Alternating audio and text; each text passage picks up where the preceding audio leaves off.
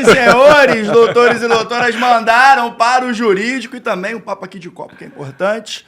E aqui estamos novamente. Esse é o Manda para o Jurídico Podcast, o seu podcast que diz juridica ou juridiquês e fala uma groselha ou outra também. Eu sou o Rodrigo Ávila e como vocês já viram aqui na resenha, estamos aqui com o Pedro de Regina. Eu não vou fazer uma introdução muito garbosa, não, que você já é da casa, Renato. E tá, de certa forma, a gente pode falar que está substituindo a Natália hoje, que está em viagem de trabalho. E como é que você está, irmão? Tá tudo bem com você? Tudo sob controle. Só de estar aqui, meu irmão, aqui nem o Naldo. Só me chamar que eu vou.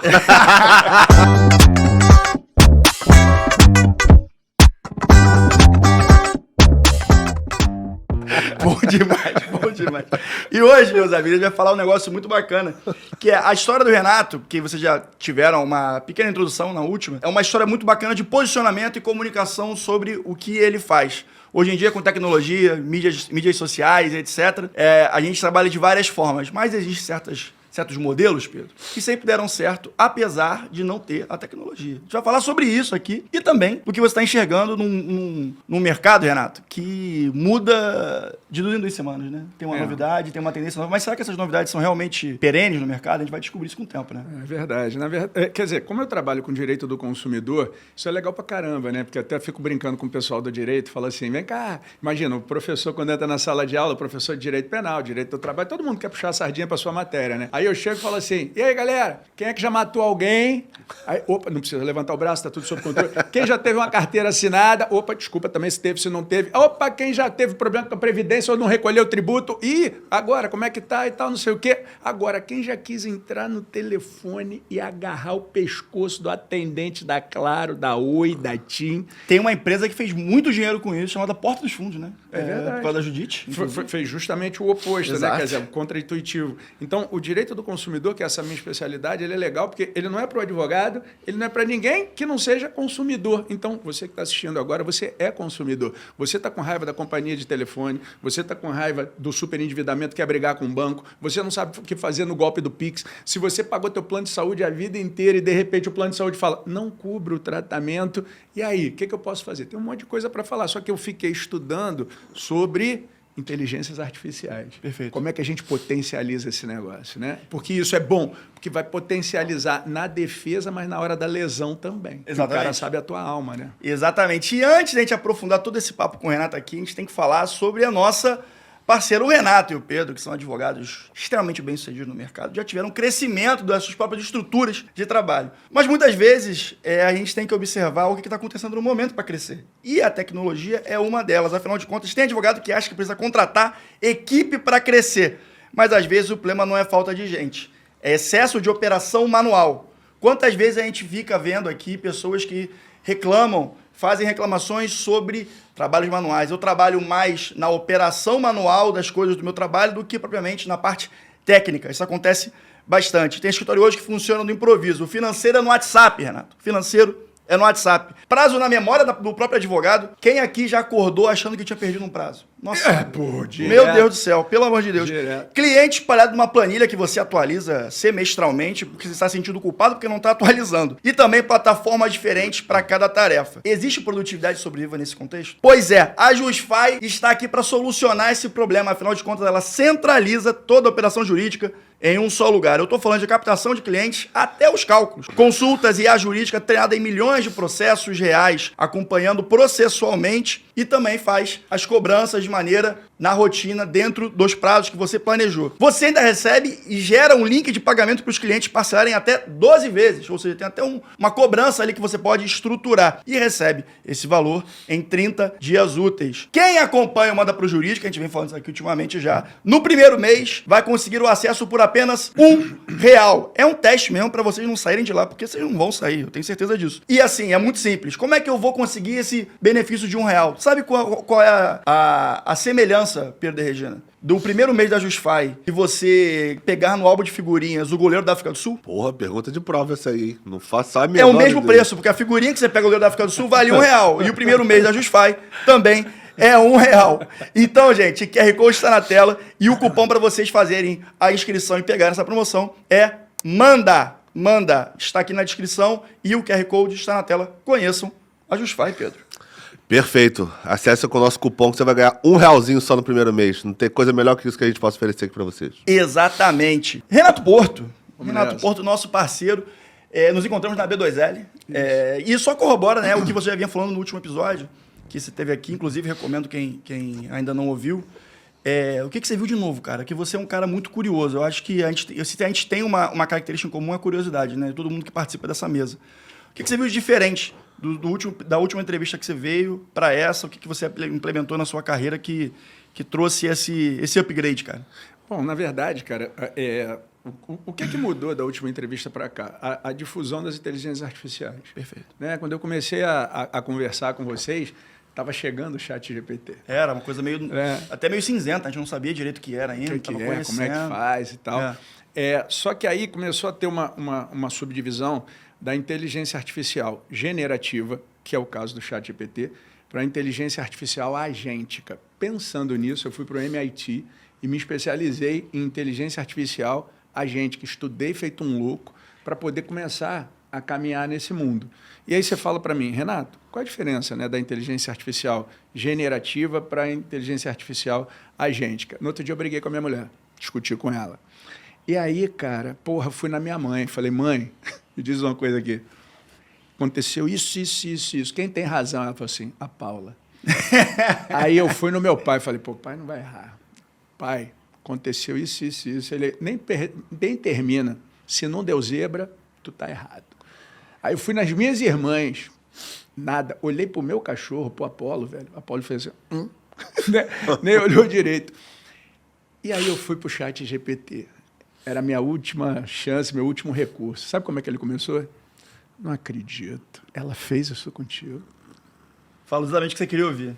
Exatamente. A inteligência artificial generativa, ainda que não exista a verdade, ela gera. É por isso que tem muito advogado que vai fazer petição utilizando o ChatGPT, aparece julgado com um número, mas o texto dizendo outra coisa, porque você virou para ela e falou assim, traga uma defesa que diga isso. Errou. Então, a generativa, o que comanda é uma coisa chamada prompt, né? Que é o comando que você dá ali. Aí começa a se desenvolver uma nova inteligência artificial, que é a agêntica, que você tem a inteligência artificial e você cria agentes que vão substituir pessoas que trabalham contigo, através de dois elementos, uma coisa chamada conector e outra coisa chamada skill. O que é o conector e o que é a skill? Conector é quando você tem a tua inteligência. Imagina que eu tivesse aqui o ChatGPT e ele conversasse com o Gmail. Perfeito. Que ele conversasse com o Canva, que ele conversasse com o Instagram. E aí surgiu, por exemplo, a Manus, que é a inteligência artificial que foi vendida para o grupo Meta. Então, hoje, você entra na Manus e fala assim, eu queria fazer um post no meu Instagram falando sobre o golpe do falso advogado. E quero que você faça assim, assim, assado. E aí, entre no Canva, produza e faça o post. E eu quero que aqui na Manus você faça o quê? Cria a descrição. Então, a inteligência artificial gera a descrição, manda para o Canva faz os slides de um carrossel, volta para cá o negócio, junta com essa descrição, vai para o Instagram e posta. Velho, fica pensando aqui, na advocacia, eu no outro dia perdi um advogado que trabalhava comigo, cara, há 8 anos. Sabe um moleque brilhante, cara, bom pra caramba, e ele recebeu uma proposta para ir trabalhar em Curitiba, ganhando assim 5 vezes o que ganhava comigo. Ele falou, Renato, diante disso, o que você tem para me dar? Eu falei, um abraço. Parabéns. Parabéns. Só 2 palavrinhas, né? Parabéns. Aí dei aquele abraço nele, vai lá, felicidade total. E ele foi. E aí eu virei para o meu sócio e falei, cara, e agora? Aí ele fala assim, dá para tu segurar as pontas aí? Eu falei assim, amplia um pouco o meu plano da minha inteligência artificial agêntica, que eu vou criar um agente que faz esse manuseio e a gente hoje já faz, sabe o quê? Você consegue gerar a petição e protocolar no tribunal aquela peça. Em qualquer tribunal? Dá para fazer tudo. A única questão é que você tem que ser muito corajoso de dar para a inteligência a senha de acesso, né? Porque se ele tiver essa senha de acesso, ele pode fazer tudo. Qualquer coisa. Né? Então, você ter responsabilidade, você pensar num monte de coisa, mas eu vou te dizer o seguinte, cara, eu criei um agente de internet, quem é esse agente? Eu dei o nome do agente, do advogado que saiu, E aí eu tenho a internet, que eu tenho a minha inteligência, que tem os conectores de todos os outros sites, então ela coordena todos os outros sites. E aqui, cara, o próximo passo vai ser ela entrar no tribunal. A gente já tem inteligência artificial hoje que entra para fazer balcão virtual. Você sabia disso? Essa eu não sabia. Pois é. Você contrata a inteligência artificial, ela vai entrar, e quando ela entrar, velho, você fala assim, 5ª Vara Civil da Barra da Tijuca, processo tal, eu quero que o processo vá para conclusão. Ok. Você agenda a hora que ele vai fazer o balcão virtual. Ele entra e faz. Mas eu ia te fazer uma pergunta. Eu sou um cara que gosta de questionar as grandes soluções, apesar de ser entusiasta. Tá, mas deixa eu só fechar. O que mudou nesse tempo, de quando a gente conversou para cá? A evolução da inteligência artificial generativa para ter a agêntica, que vai substituir pessoas. E hoje, essa pessoa que estava no meu escritório, na boa, já foi integralmente substituído. Caramba. E que você disse que era brilhante. Que era brilhante. Quantos por cento do valor de diferença de salário? Pô, 20%. Caramba. 20%. Sendo que ele vai poder fazer por 20% o que pelo menos 3 fazem. Pelo menos. Cara, que loucura. E aí eu vou te fazer uma pergunta. Balcão virtual, por exemplo, que você falou aí. Quais as chances de um magistrado ou alguém que vai representar ali o cartório na hora do balcão, quais as chances desse cara gostar desse formato? De uma inteligência artificial representar o escritório? Cara, sabe... Eu acho que tem um aspecto da humanidade que quebra. Não, que isso aí é uma consequência natural. Só que eu acredito, sinceramente, velho, que... Sabe qual a chance dessa pessoa não gostar? Toda. Ninguém vai gostar. A pessoa. Mas sabe o que a pessoa vai fazer para combater o robô que está do outro lado? Vai produzir o robô dele. Na verdade, vai ser uma grande conversa de robôs. Usar, sabe como é que é? E aí você fala para mim, Renato, você está feliz com essa história? Na boa, tô. Você sabe por quê?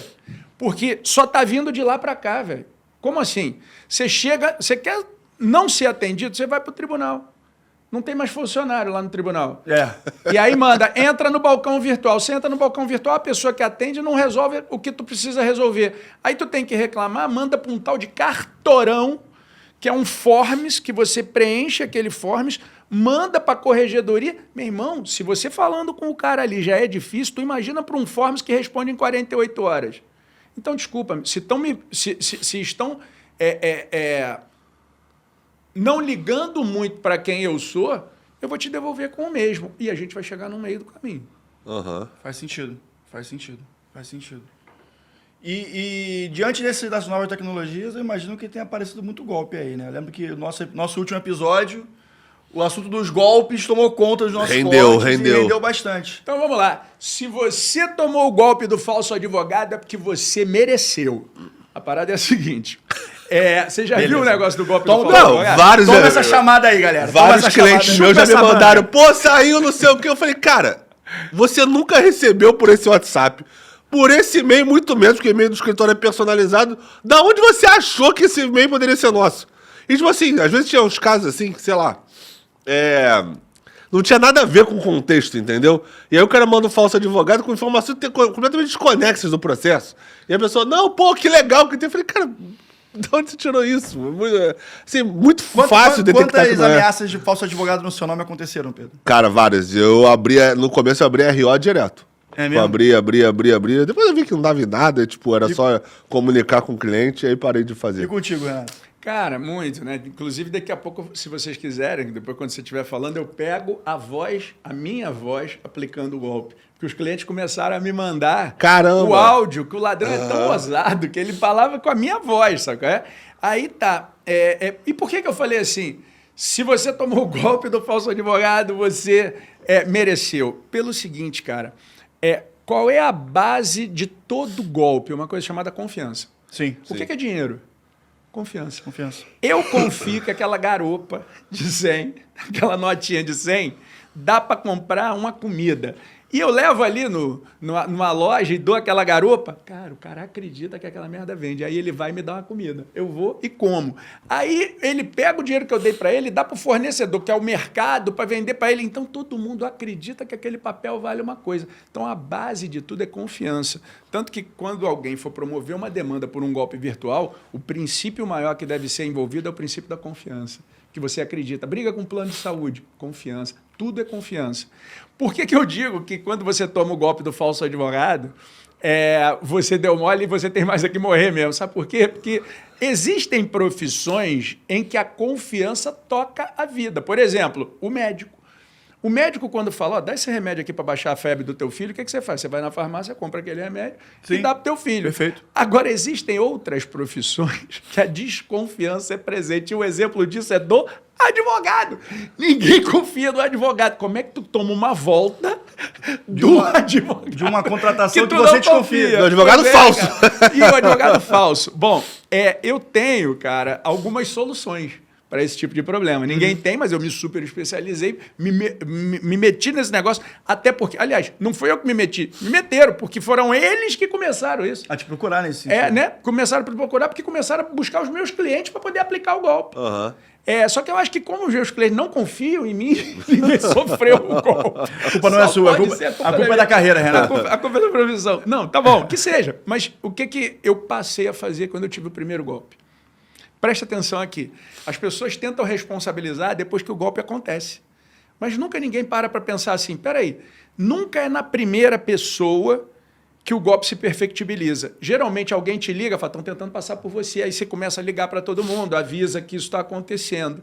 Eu não, sabe o que eu faço? Na mesma hora que o primeiro cliente fala que alguém tentou aplicar o golpe, eu pego o print da tela e notifico a Meta. Eu falo, Meta, eu estou identificando que tem essa pessoa aqui, a fotografia dela, se fazendo passar por mim, desse telefone aqui. Então, eu quero que você faça alguma coisa. Você sabe o que a Meta faz? Nada.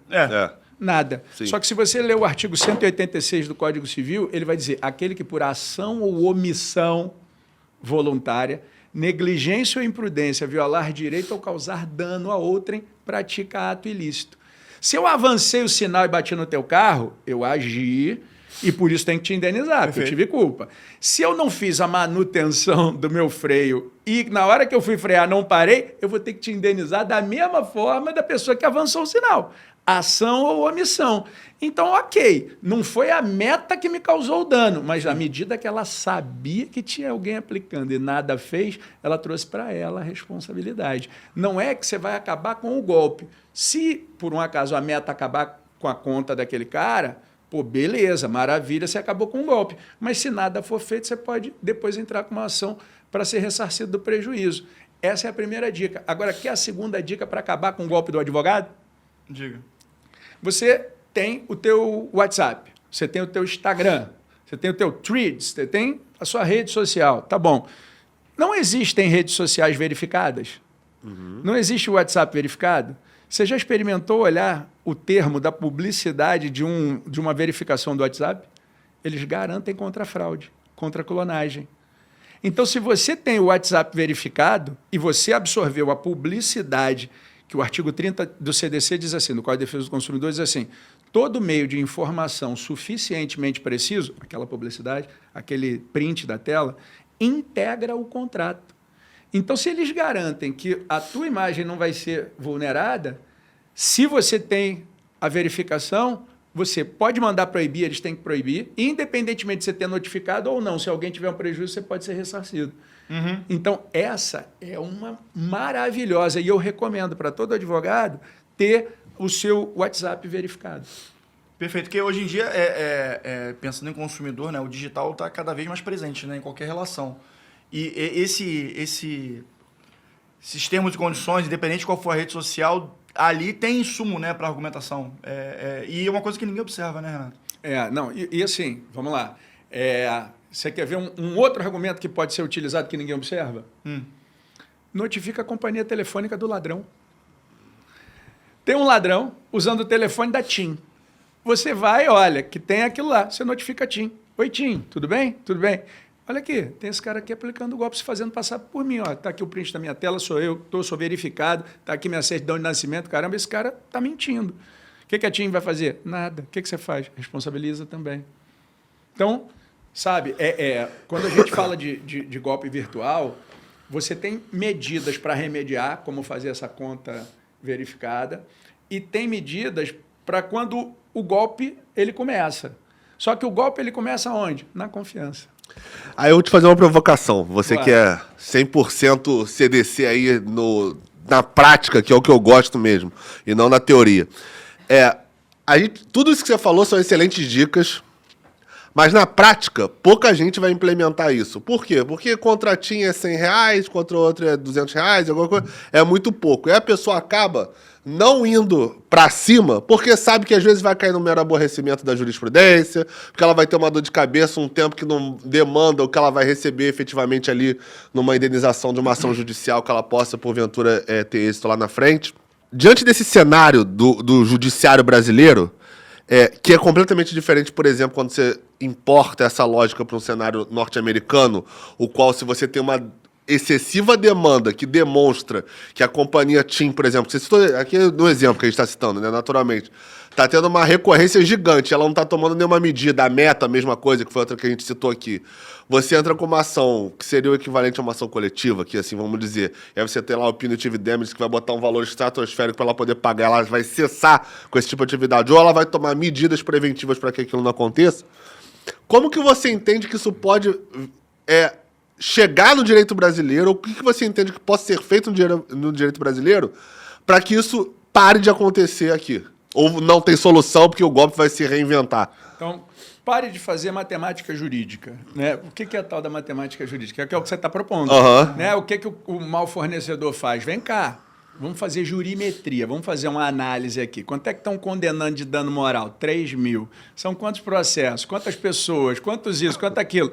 Vem cá, quantos entram com uma ação? 10% disso. Desses 10%, quantos por cento ganham essa ação? 5%. Qual é a média de ganho? Tá? Então, continua fazendo com todo mundo. Sim. Porque a gente está faturando 100 milhões e está perdendo 3 milhões se tudo der errado. A né? conta de padeiro é essa. Então, é isso. E é como é que funciona. Renato, o que dá para fazer para subverter essa regra se não dá para fazer esse dano punitivo que acontece lá fora? Primeiro, é bom a gente saber que o dano punitivo lá fora não vai para o bolso do consumidor, Sim, tá? sim. É o consumidor que fica rico.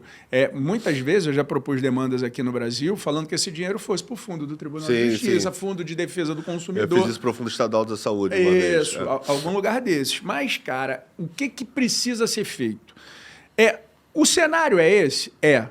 Então, eu acho que não é falar mal de magistrado, nem falar mal de advogado, mas a gente precisa se movimentar de uma forma conjunta para mudar esse cenário. E eu vou dizer como. O primeiro passo é o seguinte: primeiro, já que eu sou advogado, vamos para o nosso dever de casa. É muito fácil também eu distribuir a demanda e falar, me dá dano moral aí. Também acho. Mas, porra, o que eu fiz? Baseado em quê? Sabe, baseado em quê? Então, eu vou te dar os caminhos que o advogado pode utilizar. Caminho número 1.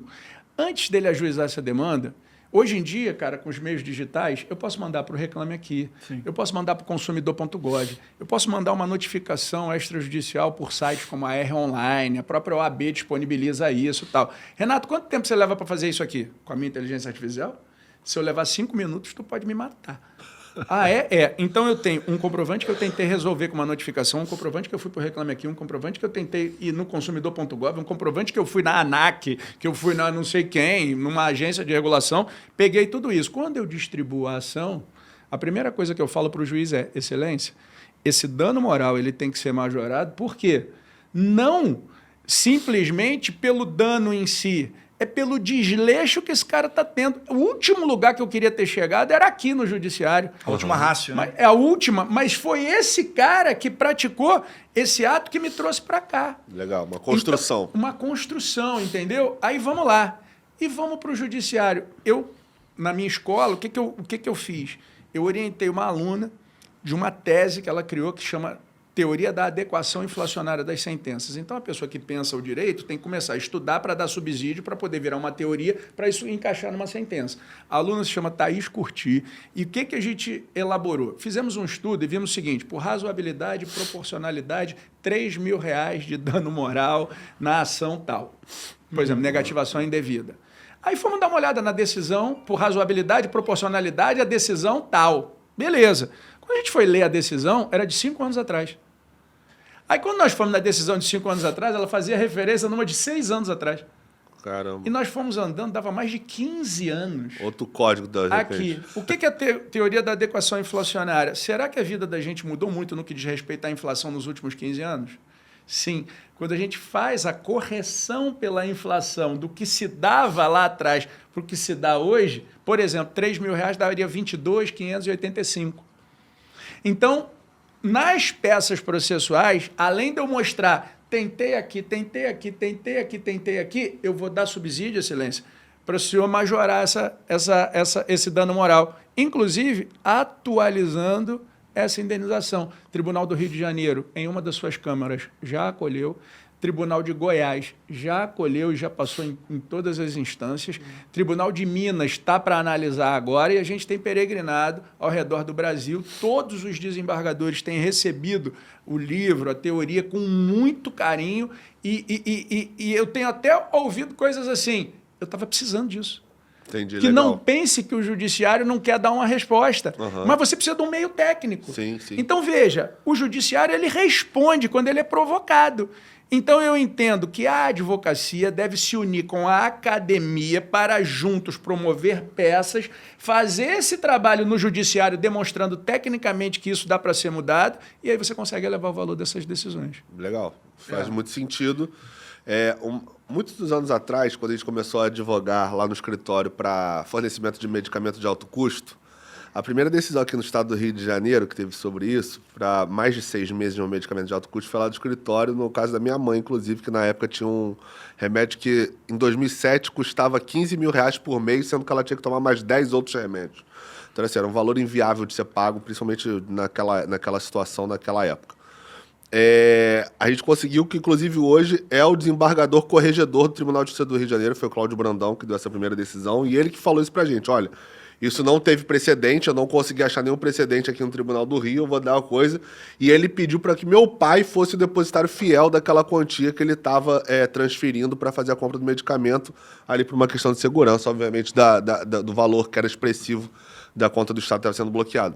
Sim. E eu lembro que, na época, teve mais ou menos esse tipo de conversa. A gente não tem o entendimento de como isso pode acontecer, porque a gente sabe que existia, na ocasião, um protocolo clínico de diretrizes terapêuticas que era no estado de Pernambuco, e não tinha nada mais no Brasil sobre aquilo. O que ele poderia subsidiar a decisão dele, a fundamentação de tudo mais do que acontecia em volta, não só do fornecimento de medicamento, mas o tema em si, jurídico, dos debates que existiam de previsão orçamentária, todos os contrapontos que existiam para poder fazer. E aí, na época, o meu pai, junto com outros advogados de São Paulo, escreveram um livro, e uma das estratégias que foi usada foi justamente da distribuição de memoriais, dar o livro, e a gente também teve alguma coisa... A gente não teve essa resposta, mas assim, todos recebiam muito bem essa questão de, ter um livro sobre isso, eu vou dar uma lida e vou ver o que eu posso aproveitar aqui sobre essa decisão. Então, o que você falou casa muito com uma experiência que a gente já teve no escritório, que era você subsidiar também a magistratura. Não que tenha uma prepotência aqui, porque a gente é melhor que o magistrado. Não é isso que eu tô falando. Mas assim, é porque é pra fomentar esse ciclo que envolve o judiciário. Que são teses, que são discussões, que são debates que muitas vezes o direito ainda não está positivado para você saber como é que vai funcionar. Cara, e esse debate ele é muito legal, por quê? Porque às vezes eu quando jogo uma tese nova, eu ouço o que eu não queria ouvir. No outro dia eu estava desenvolvendo, que a gente tem a questão das pessoas que estão endividadas, né? É uma realidade. E olha, 79,6% das famílias brasileiras estão endividadas. E ninguém fala sobre isso, né? Entendeu? Então vamos falar, que eu sei falar bem desse negócio aprofundo. Mas quando saiu lá a questão do mínimo existencial de R$600, tudo que você paga teu plano de saúde, tua comida, alimentação com R$600. Isso é que o decreto falou. E aí eu comecei a escrever para poder criticar esse decreto para a gente chegar a uma composição, uma flexibilização da coisa. Cara, escrevi um negócio lindo, aí, me dediquei, velho. Rodrigo, mergulhei, fui, palestrão, um monte de desembargador, apresentei, tomei tanta porrada, velho. E sabe que os caras tinham razão? Não é também, na hora que você cria um pensamento, Você não pode se fechar numa redoma e imaginar que só você tem razão. Quando você vai para a rua e faz isso que a gente está fazendo aqui, expondo um pensamento, Sim. os comentários eles vão explorar e demonstrar muito bem isso. Sabe? E aí, cara, eu lanço a tese, ouço o contrário, me preparo para quando vem aquela porrada e falo, cara, dá por aqui? Não dá, o cara tem razão. Então, na verdade, quando a gente cria uma teoria, uma tese, algo assim, você tem que jogar no mundo Sim. e você tem que estar com o peito aberto para poder absorver as críticas. Sim. E juntos você conseguir construir alguma coisa no caminho. Né? Esse Que é muito o que acontece às vezes numa lei, né? Por exemplo, sei lá, você tem um alto índice de acidente, aí você cria uma lei seca.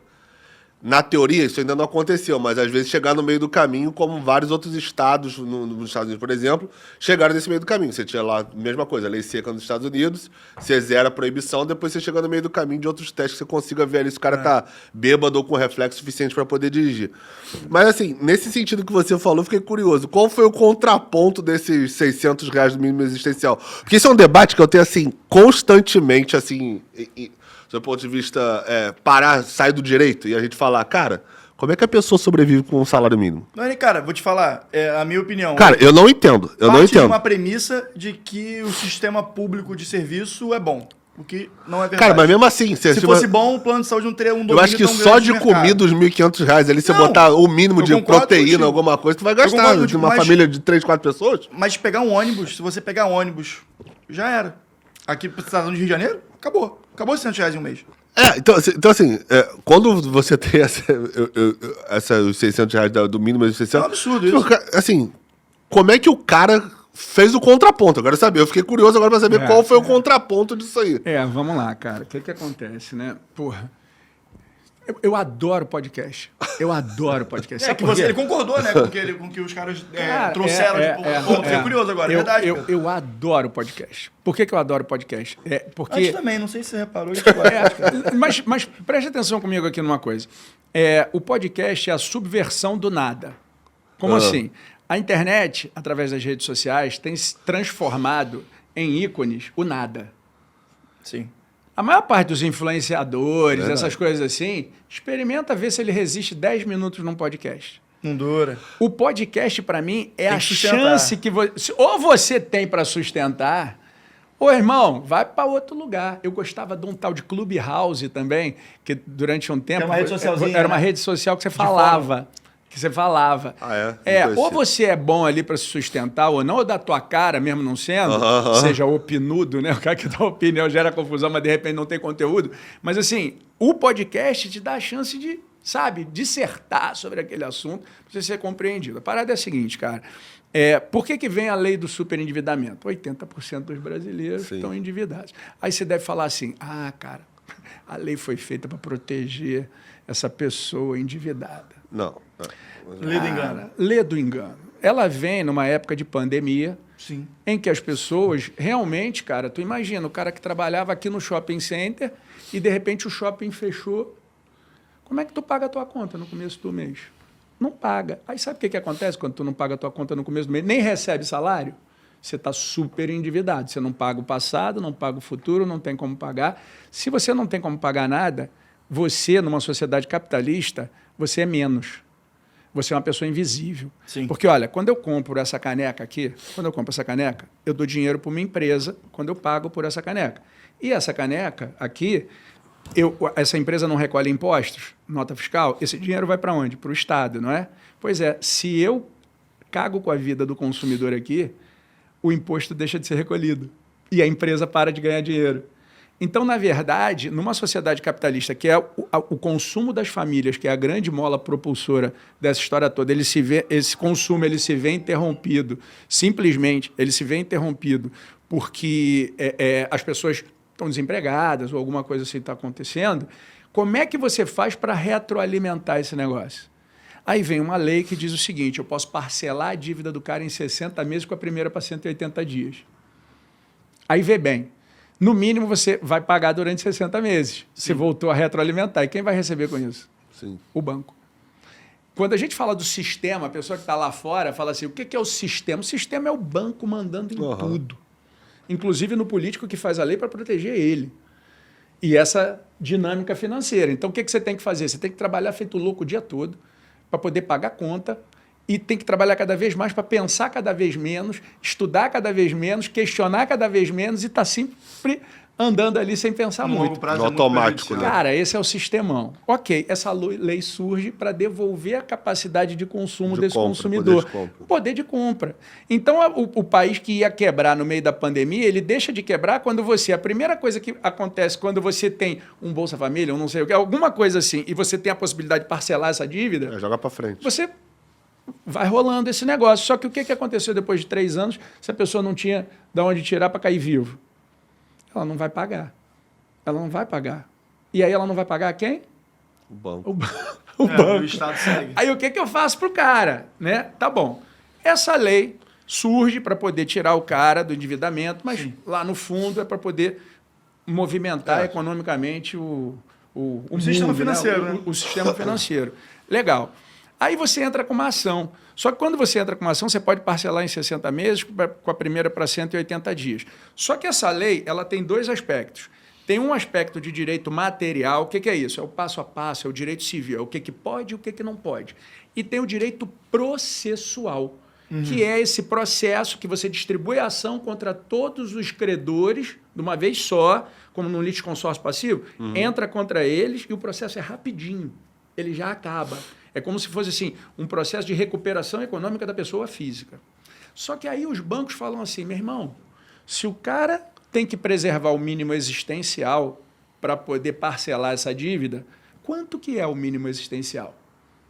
E aí a discussão era essa. Qual? O Renato ganha 10 mil reais. O Renato ganha 50 mil reais. Quanto é o mínimo existencial para o Renato? Agora, o João. Quanto é o mínimo existencial para o João? Para o banco fazer essa conta, porque quando a pessoa entrasse com a ação, tu ia ter que fazer um cálculo e os caras não iam conseguir fechar a conta no final. O que surge no meio da pandemia? E aí é a hora de você parar de brigar com o teu cunhado por causa de política de Bolsonaro e Lula, parar de sair do grupo da família. Por quê? Quem foi o primeiro a fixar o mínimo existencial? Bolsonaro. Dizendo quanto? O mínimo que você precisa para existir, para pagar as tuas contas, são 300 reais. Então, velho, tua conta toda do mês, 300. O que sobrar de 300, tu vai pagar da tua dívida. Aí vem o Lula e muda. Fala assim, não são 300, não, são 600. É, como se tivesse mudado tanta Então, assim, coisa, assim, né? de novo, cara, para de brigar direita, esquerda, essas coisas, porque quem manda é o sistema. É, total. Não, mas assim, o meu ponto é... Não, eu vou chegar, porque é uma construção longa para chegar até aí. Então, cara, a gente para com essa briga e fala 600, ok. Na prática, o que os juízes... No outro dia eu fui para dar uma palestra no Tribunal de Justiça em Tocantins, um juiz virou para mim no final e falou, pô, Renato, gostei dessa história toda da lei do superendividamento. Mas, cara, está fixado em 600 reais. Eu não tenho o que fazer. A minha base é essa. Porra, não é que eu não quero julgar a favor do consumidor, mas o cara falou que são 600. Então, na prática, assim, eu ganho 1.500 por mês. 600 é o mínimo existencial. Quanto é que ele pode parcelar para pagar a dívida? 900. Então, dá para fazer conta. E se eu ganho 10 mil? 600 é o mínimo existencial, você pode pagar 9 mil e tanto. Se eu ganho 20 mil, aí olha que louco. A lei que foi feita para proteger o mais frágil, quanto mais dinheiro você tem, ela te protege mais. Porque você tem mais capacidade. É uma interpretação contrária. Aí o que eu passei a estudar? Falei, peraí, deixa eu ler o decreto. Deixa eu estudar o decreto para ver. E aí ele começa assim, considera-se mínimo existencial. Considera-se. Eu falei, vamos na hermenêutica. Que porra é essa de hermenêutica, né, cara? Do Olimpo, aquele negócio. Tu já viu? Na minha época, eu sou antigo, tinha uma loja que chamava Pé do Atleta. Eu conheço. Não é do tempo de vocês. Não, é da minha época. É do teu Pé tempo? do Atleta eu lembro. E a logomarca da Pé do Atleta, o que era? Era um tênisinho com uma asinha do lado. Eu lembro. É do Lembra, Hermes. vai? Eu lembro. Eu tenho a memória. Isso. Aí quando você olhar pro Olimpo, tem um maluco que do lado da perninha tem a asinha, não tem? É o Hermes. É o Hermes, filho de Zeus. Aí o cara, quem é o Hermes? Ele é o leve trás da parada. O que ele faz? Ele vai lá no Olimpo, porque ele entende a voz dos deuses, e ele traz pro mundo aqui rapidinho, né? Ele traz essa história. Legal. Quando a gente fala assim, hermenêutica... Vem de Hermes. Vem de Hermes. Interessante. Porque o Hermes foi o cara que conseguia ler aquilo e dar uma interpretação. Cara, eu estou fazendo assim, o resumo da sinopse para que a galera consiga entender. Tá bom. Hermeneuticamente falando, eu vou ver o que significa considera-se para poder atacar isso. Porque aí, se eu consigo atacar esse considera-se, eu vou dizer, o mínimo existencial, na verdade, não é um teto, é só uma base. E aí eu escrevi um artigo falando, o mínimo existencial teu é diferente do meu. E considera-se, em momento algum, pode ser interpretado como um teto. Legal? Perfeito. E fui dizendo que, na verdade, é a dignidade da pessoa humana que deve ser preservada. Pô, legal pra caramba. E aí, se aquilo não é um teto, é uma base, eu vou ter que analisar a tua vida para saber o teu mínimo existencial, a tua vida para saber seu mínimo existencial, a minha vida, e pronto, aí eu devolvo a vida como ela é. Quando eu joguei isso, o primeiro que me diz, que aí é a tua resposta, falou assim, não, Renato, olha, a gente vai analisar aqui hermeneuticamente falando, vários momentos no Código de Processo Civil que considera-se, ele é o teto, sim. E você não pode reclamar disso. Eu falo, não, não é. Aí ele fala, não, olha, no artigo tal, diz isso, no artigo tal, diz isso, no artigo tal, diz isso, no artigo tal, diz isso. Eu falo, porra, é mesmo. Se você for olhar desse jeito, até que errado ele não está. Entendi. E aí, mas isso é para o processo de superendividamento, ok? Então, eu peguei o que ele disse, eu peguei o que eu disse e eu tentei buscar um meio do caminho que a gente conseguisse manter vivo esse processo de parcelar em 60 meses. Só qual foi a solução que eu busquei? Eu busquei o seguinte, se lembra que eu falei que o Código de Defesa do Consumidor, na lei do superendividamento, tem um aspecto processual que está limitado nesse mínimo existencial e tem o direito material, que é o que pode e o que não pode? Aqui não vem dizendo nada disso. Então, o que eu posso fazer? Ao invés de eu entrar com esse processo aqui, que acaba sendo matemático, eu entro com uma ação revisional, dizendo que aquele superendividamento, eu fui levado até ali por uma falha do fornecedor, que na verdade foi doloso que ele queria me levar para lá, e aí tem o artigo 54D, parágrafo único, que diz o seguinte, se o fornecedor levar o consumidor à falha, pode ser que o juiz retire todos os juros e pague o principal dentro das possibilidades do consumidor, não falou mínimo existencial. Então, eu encontrei uma saída, não naquele processo, porque naquela eu vou ter que chegar no meio do caminho, porque eu ouvi e tenho que respeitar. Mas eu achei um caminho para uma pessoa hoje que está super endividada, como é que ela faz para tirar juros e tudo mais?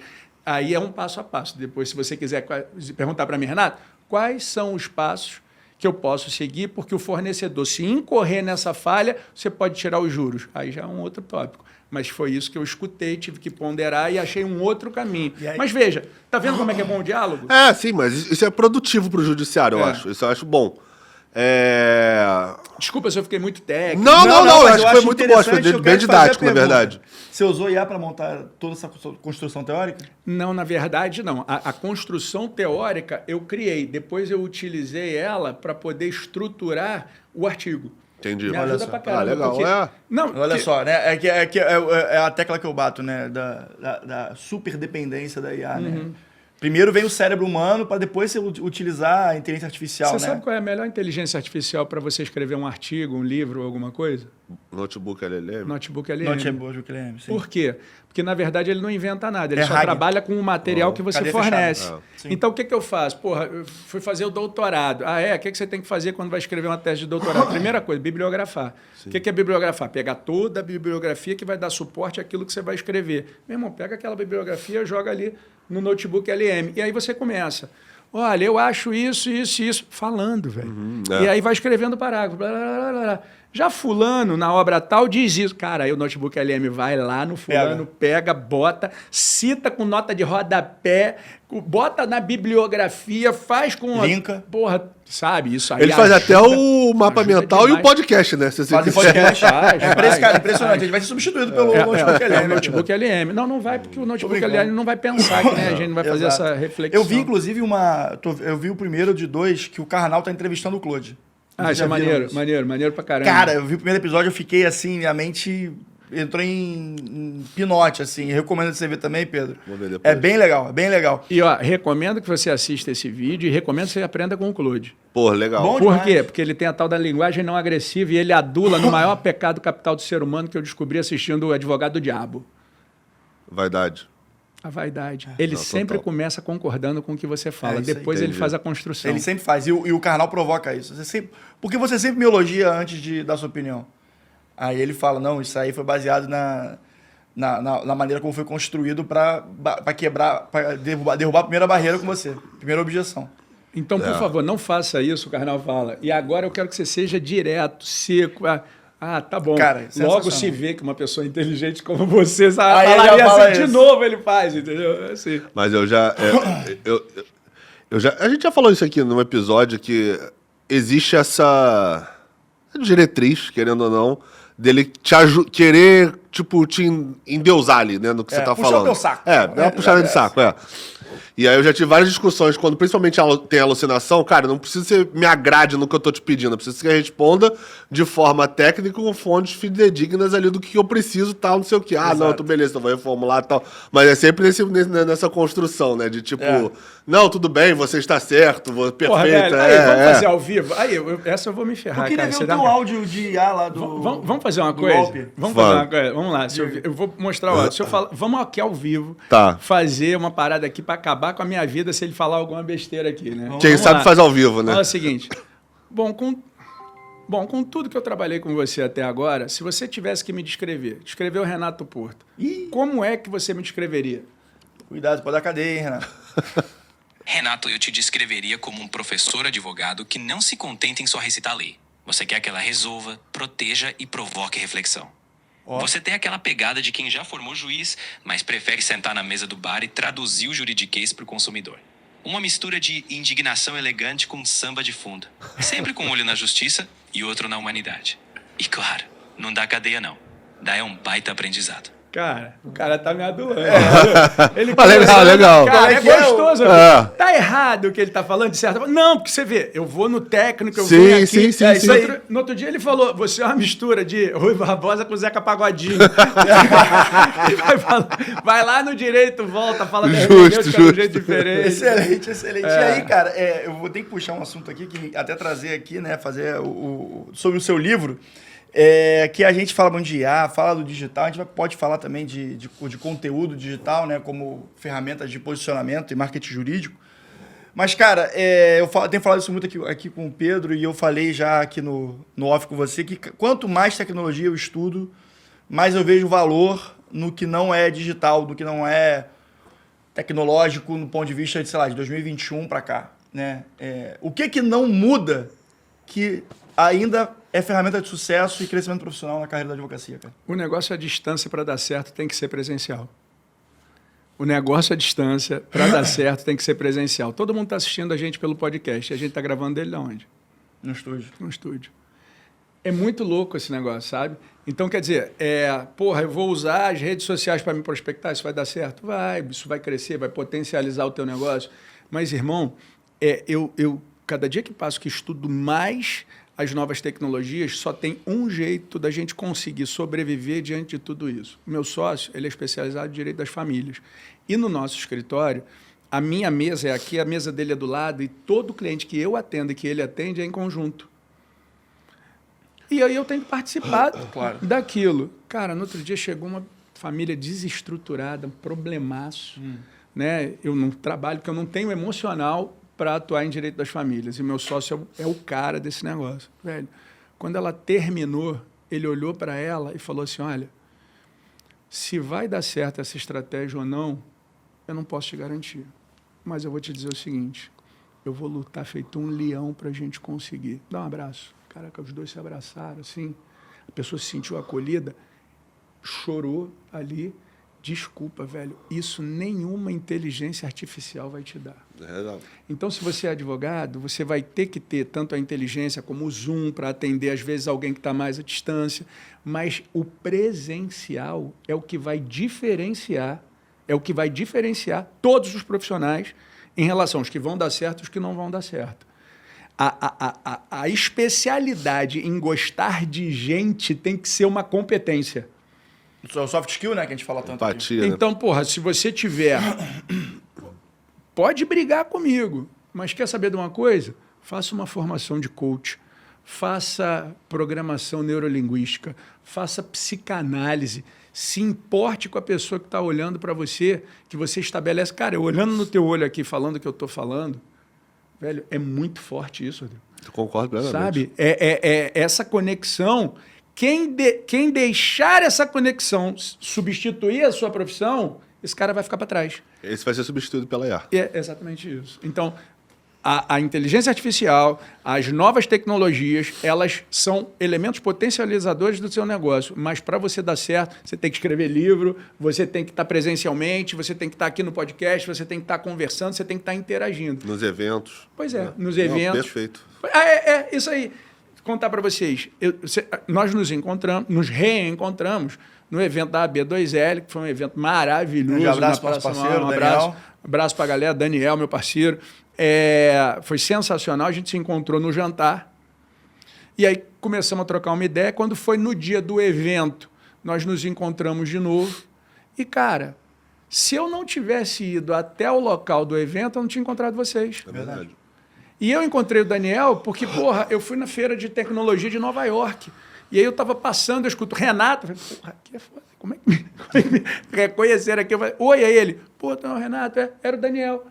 E aí, daquela conexão lá de Nova York, ele me convidou para fazer parte do evento que ia rolar aqui. No meio do caminho, apareceu o tal do Kazan, que é um empresário de novas tecnologias. Conheço. Que fala comigo, pô, Renato, aqui é a minha empresa e tal. Já fez negócio com a gente. Os negócios ali foram surgindo. E aí você fala, cara, se eu não estivesse presencialmente em Nova York, eu não tinha estado presencialmente no Rio de Janeiro, eu não estava aqui.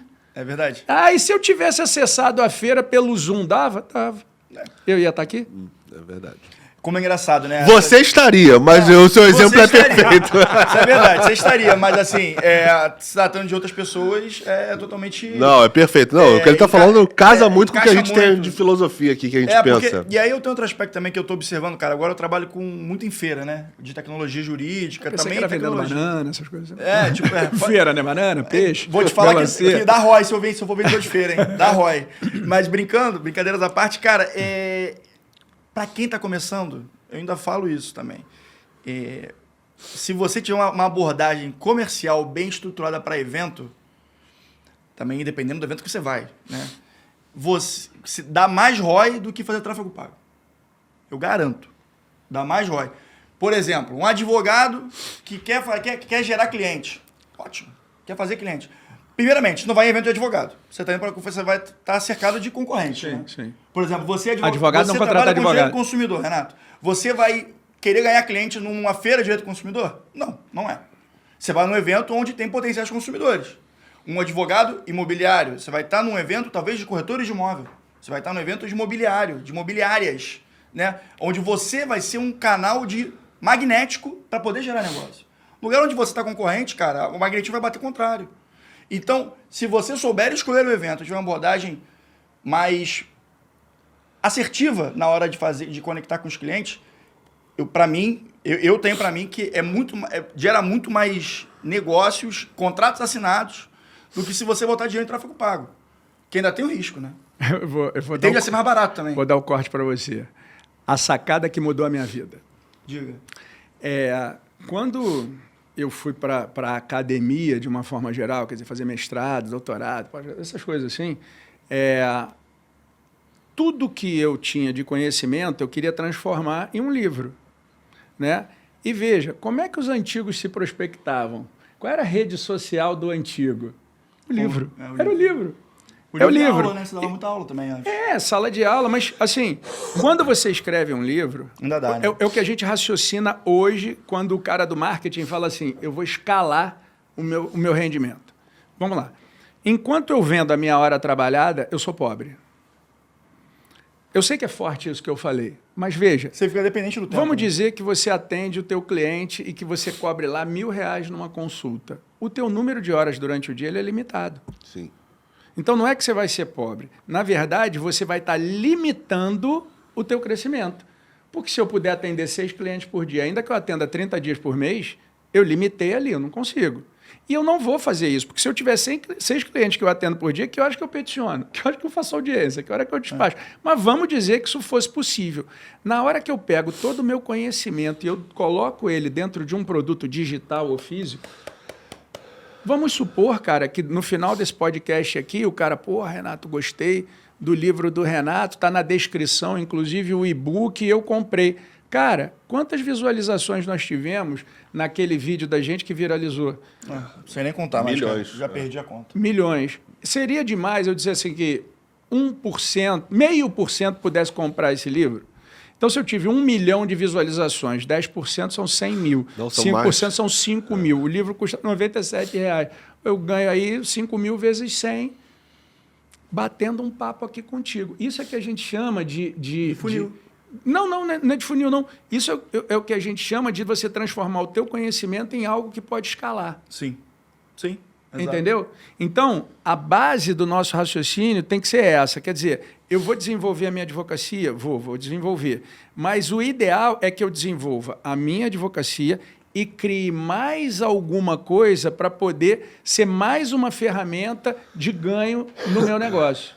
Tá? Perfeito. Então, aqui, o advogado hoje ele tem que desenvolver várias funcionalidades. Ele tem que ter o processo dele, ele vai ter que vender a hora trabalhada dele, ele vai ter que transformar o conhecimento dele num produto para ele poder escalar, mas porque se ele não fizer isso, ele vai ter um limite, e a partir daí, velho, o céu é o limite.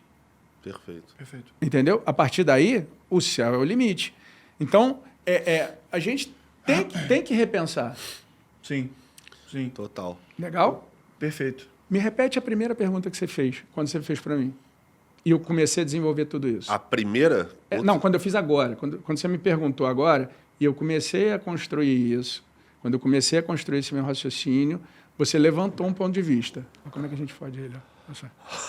Cara, eu não lembro agora o que foi de pergunta.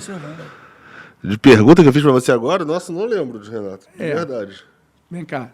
O que a gente efetivamente tem que fazer para poder viver nesse cenário de transformação? Foi em cima disso aí, mais ou menos, que eu fui e trouxe isso de vender. Não foi eu que perguntei isso, cara. Bom, deixa eu te falar. Faça isso. Transforme o teu conhecimento em algo que seja viável, que você pode replicar e escalar esse teu conhecimento, escalar esse teu conteúdo, ganhar alguma coisa com isso. Legal, ele pensando ali agora. Ele tá dizendo, não, porque eu lembro do Rodrigo fazer essa pergunta, mas não lembro de eu devo ter perguntado alguma coisa. Mas tudo bem, eu tenho uma pergunta sobre isso.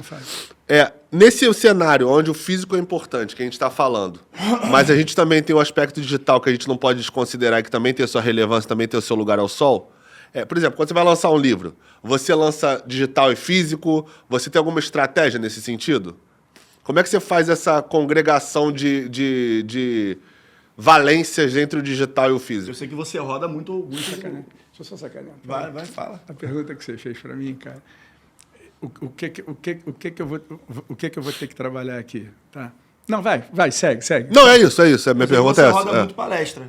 Por exemplo, você divulga seus livros, você divulga o que você pensa, também os seus cursos online. Como é que funciona isso aí? Porque, de certa forma, é isso que você está falando, né, Pedro? A palestra, posicionar-se também é fisicamente, né? Cara, uma força, né? Olha só, para você crescer o teu negócio, velho, é presencial o negócio. Também concordo. Então, é você dando palestra para você se posicionar. É você escrevendo um livro, que era a rede social antiga, que as pessoas utilizavam para poder se promover também. Uhum. Então, você tem que produzir um conteúdo. E a tua pergunta... É que eu não podia deixar... Eu não tô lembrando dessa pergunta não, Renato. Eu tô confuso agora. Qual é a pergunta, meu Deus do céu? Agora eu quero saber a pergunta, pra ver se ele tá me provocando ou se ele tá de fato. Audiência, que pergunta é essa, gente? Qual foi a pergunta do Pedro? Qual foi a pergunta que ele fez lá no começo? Quando eu estava falando que o cara... como é que os antigos eles se prospectavam? Você lembra o que ele fazia? Ele escrevia um livro. Sim. Porque ele pegava isso aí, que isso aí era no meio. Quando os antigos davam uma palestra, que foi você mesmo, que virou, falou, e está aqui. Essa era a forma que os antigos faziam. Perfeito. Hoje em dia é a mesma coisa. Hoje em dia é a mesma coisa. Só plataforma, né? Você usa plataforma diferente. Então, você vai para a tua rede social, você vai para o cotidiano, mas perceba, é na palestra que você vai fazer a primeira conexão. Isso aqui vai ser uma ferramenta, você vai jogar teu conhecimento todo aqui, mas você precisa também de uma rede social. Você precisa estar em outros lugares também. Cara, quando você cria uma tese de superendividamento, aquilo é um produto jurídico. Você vai dar uma palestra, as pessoas contratam teu escritório, você monta uma equipe que vai cuidar daquele tipo de processo. Se você fala de golpes virtuais, que hoje é uma realidade, você fala sobre aquilo, traz o conhecimento, joga para ali e a coisa vai andando. O que tu me perguntou aí, o que eu ia criar para você é diga a dica que mudou sua vida. Eu comecei a falar sobre isso. Quando eu fiz a academia e escrevi, e por isso que eu estava construindo esse raciocínio, eu comecei a escrever para colegas. E colega, ele não contrata o teu serviço. O que eu fiz? Eu comecei a escrever para pessoas. A dica que mudou a minha vida foi eu sair da linguagem técnica, que ela é importante. Sim, sim. Eu tenho várias obras publicadas de linguagem técnica. A última delas, inclusive, foi numa grande obra de processo coletivo, uma obra coletiva, de o novo processo nos tribunais, com os ministros do STF, Legal. os grandes desembargadores do Rio de Janeiro, Excelente. grandes autores, e eu estou lá falando sobre inversão do ônus da prova. Isso faz com que a gente crie o quê? A gente cria uma coisa chamada branding, que é você ser respeitado pelos seus colegas, ser respeitado pela academia, é algo assim que vai enaltecer a pessoa como marca. É o branding. Agora, quando eu comecei a escrever para pessoas, isso mudou a minha vida. Por quê? Porque as pessoas que contratam um advogado. Ainda mais no seu caso, que a pessoa física na Só veia, que você né? não pode Consumidor. fazer chamada direta para a ação.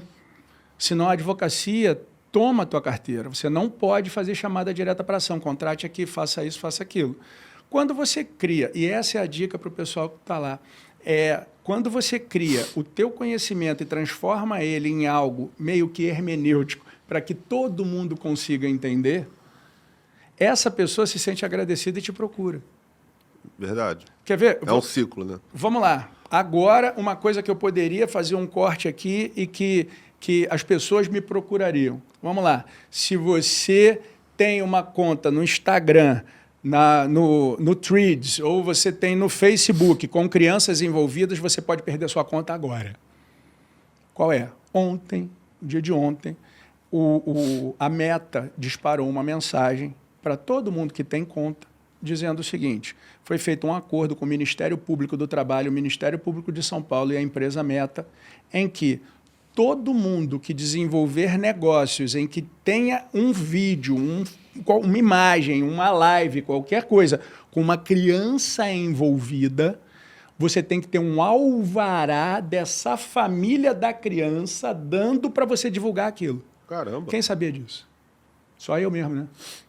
Então, o que eu fiz? Fui me aprofundar, como é que isso se desenvolve, fui ficar muito bom, comecei a produzir conteúdo de ontem para hoje falando sobre esse assunto, vai estar rodando hoje em várias redes, todas as redes você vai ver eu falando sobre isso, como nessa rede aqui eu estou falando dessa forma, e em nenhum momento eu vou virar para você e falar assim, se você quiser me contratar, não, eu estou produzindo conteúdo. Sim, sim. Eu Informativo. estou produzindo um conteúdo informativo. Se essa pessoa se isso é sente informativo. agraciada com aquela informação e Consequência. busca uma segunda informação, isso é uma consequência.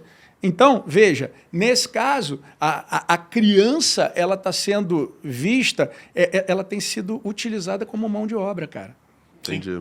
Entende? E as pessoas pensam assim, não, mas peraí, eu tenho uma agência de modelos, não sei o que, não sei o que lá. Você tem um Instagram para quê? É para dar dinheiro, velho. Todo Instagram vinculado a uma empresa, ainda que subrepticiamente, o que você quer? Né? Numa segunda pele de verdade, o que você quer? Lucro. Sim, sim, óbvio. E aí tá, peraí, será que eu posso envolver um menor fazendo algo? Você imagina como é que vai ficar o YouTube? Você imagina como é que vão ficar as redes sociais? TikTok. Que o que mais você tem é criança envolvida. Então, eu pensando nisso, estudei pra caramba, estou me aprofundando nesse negócio, estou produzindo primeiro conteúdo em vídeo, vai virar também uma obra e tu vai me ver falando sobre isso em todos os lugares.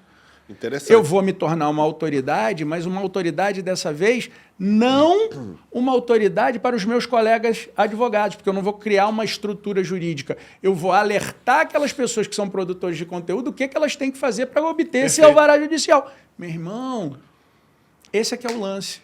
Entendi. Esse aqui é o lance, tá? Então, a sacada que mudou a minha vida foi eu deixar de escrever para colegas e escrever para consumidores que é o objeto final do meu E negócio. os seus colegas, na verdade, hoje em dia, são para você, de certa forma, a gente pode falar, outro público que são os seus cursos, são suas mentorias, e é nesse sentido, né? Também. Você conversa com... São públicos diferentes que demandam canais de comunicação diferentes. Formas de se comunicar diferentes, linguagens diferentes. Exatamente. Olha o segredo disso, né, Exatamente. cara? E é muito louco que o colega vem aprender comigo a estudar como é que ele faz para dialogar com o cliente, que é o Exatamente. marketing do advogado. E esse livro aqui vai nesse sentido, que é estritamente para o potencial cliente. Todo. O que eu fiz, cara? Eu peguei mais de 40 causas que, na verdade, são lá do escritório, o golpista e o desavisado. Pode deixar na descrição? O Pode, e-book com aqui, certeza. né? Pode. Beleza. Manda depois o link.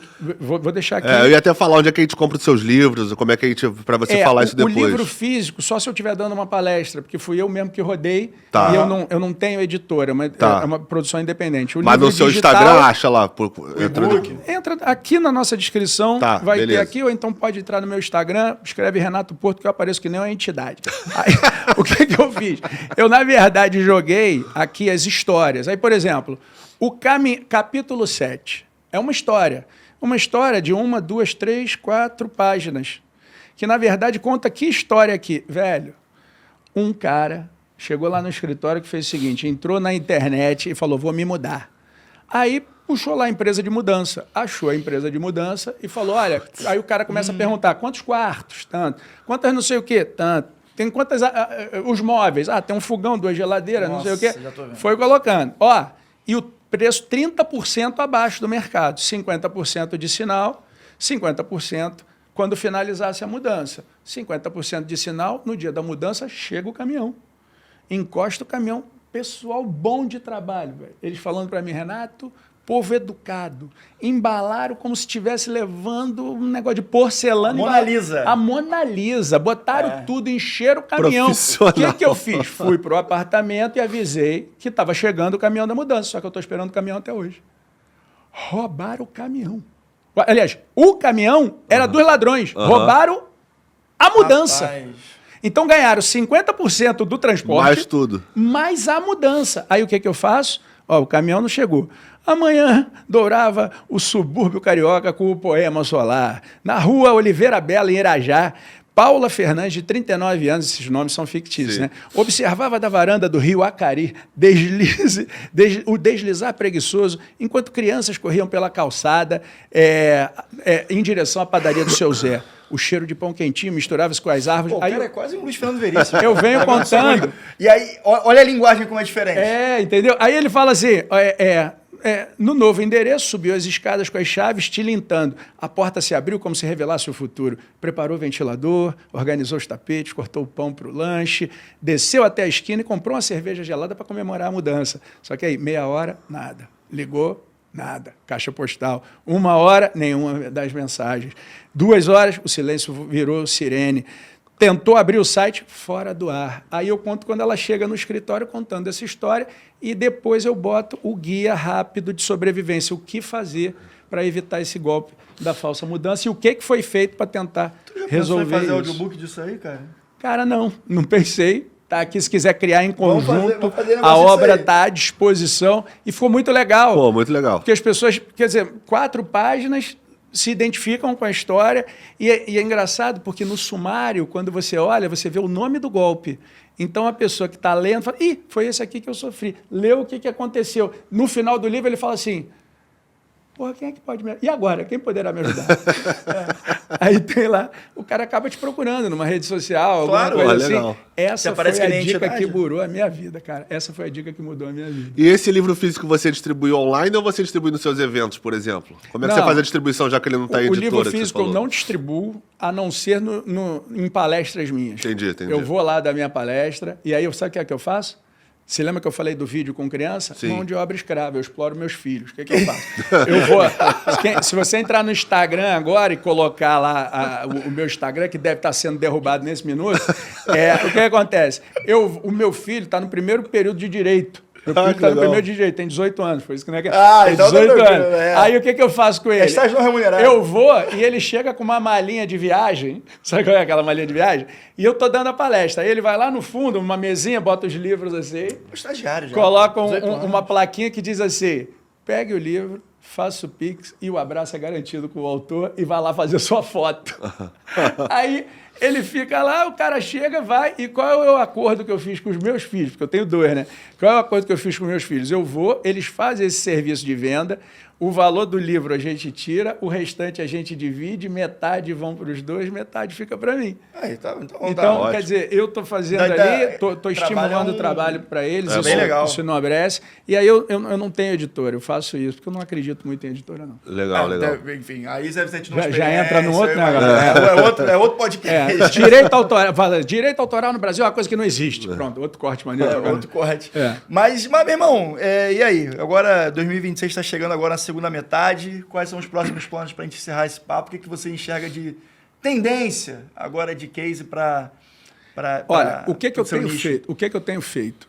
Toda terça-feira eu me reúno e faço até uma live pelo YouTube com os meus alunos. Legal. Os meus alunos estão por Zoom e eu coloco pelo YouTube a transmissão simultânea. Tá bom, e aí o que eu faço? Uma análise que eu coloco todas as minhas inteligências... Cara, eu gasto uma fortuna de inteligência artificial por mês. Vocês não têm noção. Dígitos? Cara... Caro. Vamos fazer o seguinte, coisa de pobre fala dinheiro? Uns 10 conto. 10 conto.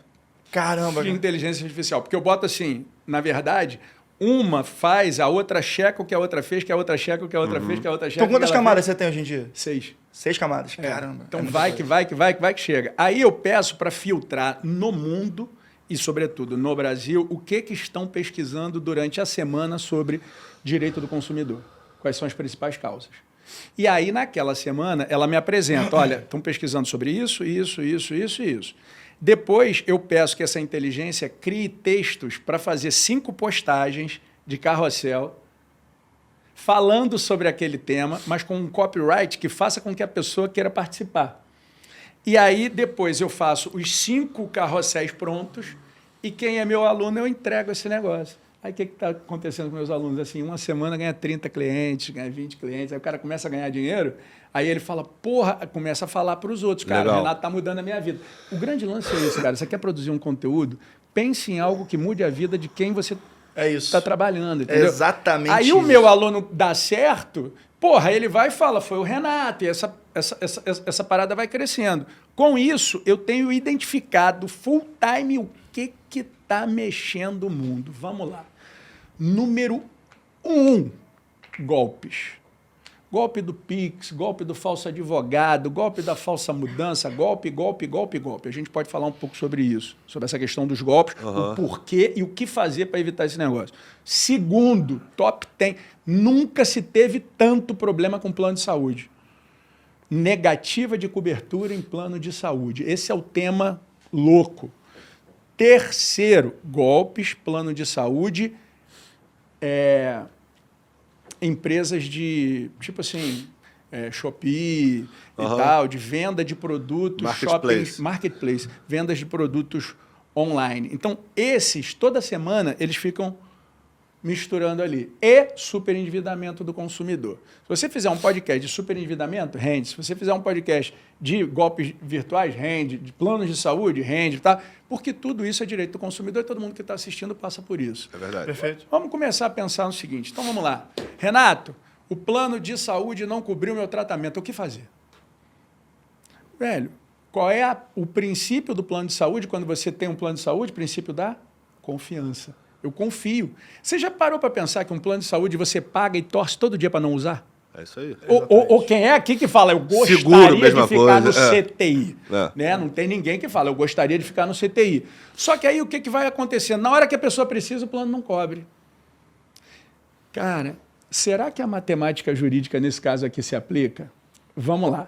Quanto é uma indenização se você morrer? Você que é advogado, casca grossa, se uma pessoa morrer porque o plano de saúde não cobriu, uma indenização muito boa, quanto dá? O teto é 150 mil, pelo menos na última vez. Existe um cálculo que você faz baseado no que a pessoa... Deixa eu beber tua água aí, velho. Do que a pessoa ganha, do que ela prospecta, mas assim, jurisprudencialmente falando, não... O maior caso do escritório que a gente ganhou foi 450 mil. 450 mil? Foi. Tá bom. Quanto é que é uma diária? Mas não é a regra, não é a regra, isso é uma exceção. Quanto é uma diária de CTI? Puta, não faço a menor ideia. De 5 a 10 mil reais. Vamos dizer que seja 5 mil reais, vamos passar por ali. Pelo mínimo. Em 10 dias de internação foi 50 mil. É. Em 30 dias foi 150 mil. Eu quero que você morra. Sim. Desculpa, mas eu quero que você morra. Então, eu tenho escutado isso toda hora. Pô, Renato, tá bom para advogado, tá? Porque os caras fazem isso. O que eles fazem? Negam para todo mundo, faz aquela conta, no final o advogado que entrar com uma ação vai... Óbvio que vai levar, se o cara podia ter esse tratamento. E aí, tá bom para o advogado? Tá. E a gente até pode discutir o seguinte, cara. O advogado, na hora da sucumbência, ele pode trabalhar em cima do benefício econômico e não do valor da causa. Como assim? Eu entrei com uma ação de obrigação de fazer para você ficar internado no CTI, ok? Ok. Valor da causa, R$1.000, porque afinal de contas era só para você estar lá. Só que você ficou 6 meses. Ah, e a diária é de R$5.000. Na execução da sentença, eu vou executar em cima do benefício econômico e não do valor da causa. Justo. Renato, olha como é que trabalhar nessa área pode ser interessante. Pode. E você trabalha, cara, com uma área que você devolve dignidade. Sim. Porra, quem já pegou uma liminar aqui e colocou uma família, cara, desesperada, precisando internar o pai, e o pai, pô, entre a vida e a morte, você chega com a liminar e fala assim, opera a pessoa aí. Cara, isso te dá uma satisfação enlouquecedora. Os planos de saúde fazem isso por matemática jurídica? Fazem por diversos motivos. Fazem por diversos motivos. Às vezes nega porque nega, cara. Às vezes nega porque nega. Porque também é uma loucura. O plano de saúde também, às vezes, glosa muita coisa, porque o hospital, sabendo que o plano de saúde glosa muito, ele superfatura. No outro dia eu vi um caso de uma menina que ficou 2 dias numa UTI, um bebê. E aí, porra, glosou muito. Mas quando foi analisar, tipo assim, 1 quilômetro de gás. Porra. Entendeu? Então, o cara superfaturou também. Mas e o que o consumidor tem a ver com isso? A ver com isso. O que o pai dessa criança tem a ver com isso? Não tem a ver nada. Então, plano de saúde, um argumento danado. Superendividamento do consumidor. Posso falar do plano de saúde? Um insight que eu tive de um colega que também é da área de consumidor da área da saúde. Comercialmente falando, tá? Para captação de clientes. Morte é só uma. Deixa eu fazer uma correção. Conquista de clientes. Conquista de clientes. Se falar captação, o nego toma uma AB Morte são quantas por cidadão? Não sei. Uma. Tá. Tudo bem. Ele só faz criativo nas redes sociais dele informando sobre joelhos, cotovelos e ombros. Que são 2. Aí tem o dobro de possibilidades. Cabeça, joelho e pé. Não tem... Olha isso. Loucura, né? Mas não faz isso. sentido. Tornozelo. Ele falou, meu irmão, eu não faço pra coluna, que ele faz muito ortopédico. Entendi. Ele faz muito ortopédico. Aí ele fala assim, cara, coluna você vai ferrar uma vez na vida. Joelho você pode ferrar 2. Você pode ser um joelho, mas eu alcanço mais número de joelhos para fazer o serviço técnica, né, de prospecção. Tá certo. Eu achei genial quando ele me falou isso. É uma coisa tão simples. Pô, se for dente, então tem 32, né? Exatamente. E dá sempre problema, né? O vampirinho. Eu tenho 2 quebrados aqui na frente. Eu achei genial quando ele falou isso. Eu falei, cara, que sacada sensacional, assim. Eu gosto desses lances, né? De criativo. De outra conteúdo. parada, cara. Super endividamento. Meu irmão, com a pandemia, as pessoas se endividaram. Entendeu? E aí foram no banco e pegaram o dinheiro mesmo. Aí a lei do superendividamento cria um passo a passo do que pode e o que não pode. Então, por exemplo, se você, na hora que pegou o crédito, estava escrito assim, mesmo sem consulta ao SPC e ao Serasa, a lei do superendividamento diz que isso é uma prática comercial abusiva. Quais são as sanções para essas práticas comerciais abusivas? 54D, parágrafo único, retirada dos juros e parcelamento dentro da possibilidade do consumidor. Então, você tem uma lei hoje que, se você for entrar com aquele processo que a gente está falando que precisa saber o mínimo existencial, pode ser que você tenha problema. Mas se você entrar com outro dizendo, eu fui alvo dessa publicidade, existe esse artigo que impõe uma sanção para quem faz isso. Juiz, veja dentro dessa circunstância o quanto que você reduz aí e o quanto que eu posso pagar. Porque aqui, ó, eu estou provando quanto que eu tenho para passar meu mês. Ainda pode gerar um... Caraca, isso é muito bom. E ainda pode gerar, se tu parar a pensar aqui, olha só, vamos falar agora de LTV, né, um conceito de negócio. O cara pode acabar estando configurado como um superendividado ou uma superendividada por uma não cobertura de plano de saúde. Sim, tá ligado. Então você ataca 2 causas. Porra, não tinha pensado nisso não, gostei.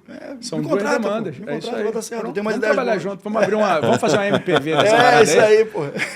Mas então, você pode fazer uma cadeia de serviço dentro do mesmo problema.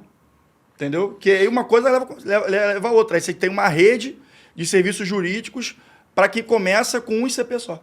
Quando a gente começa a falar do tal do ecossistema. O pessoal do marketing é um ecossistema. É que eu tô conversando muito com Mas essa o galera. livro é um ecossistema?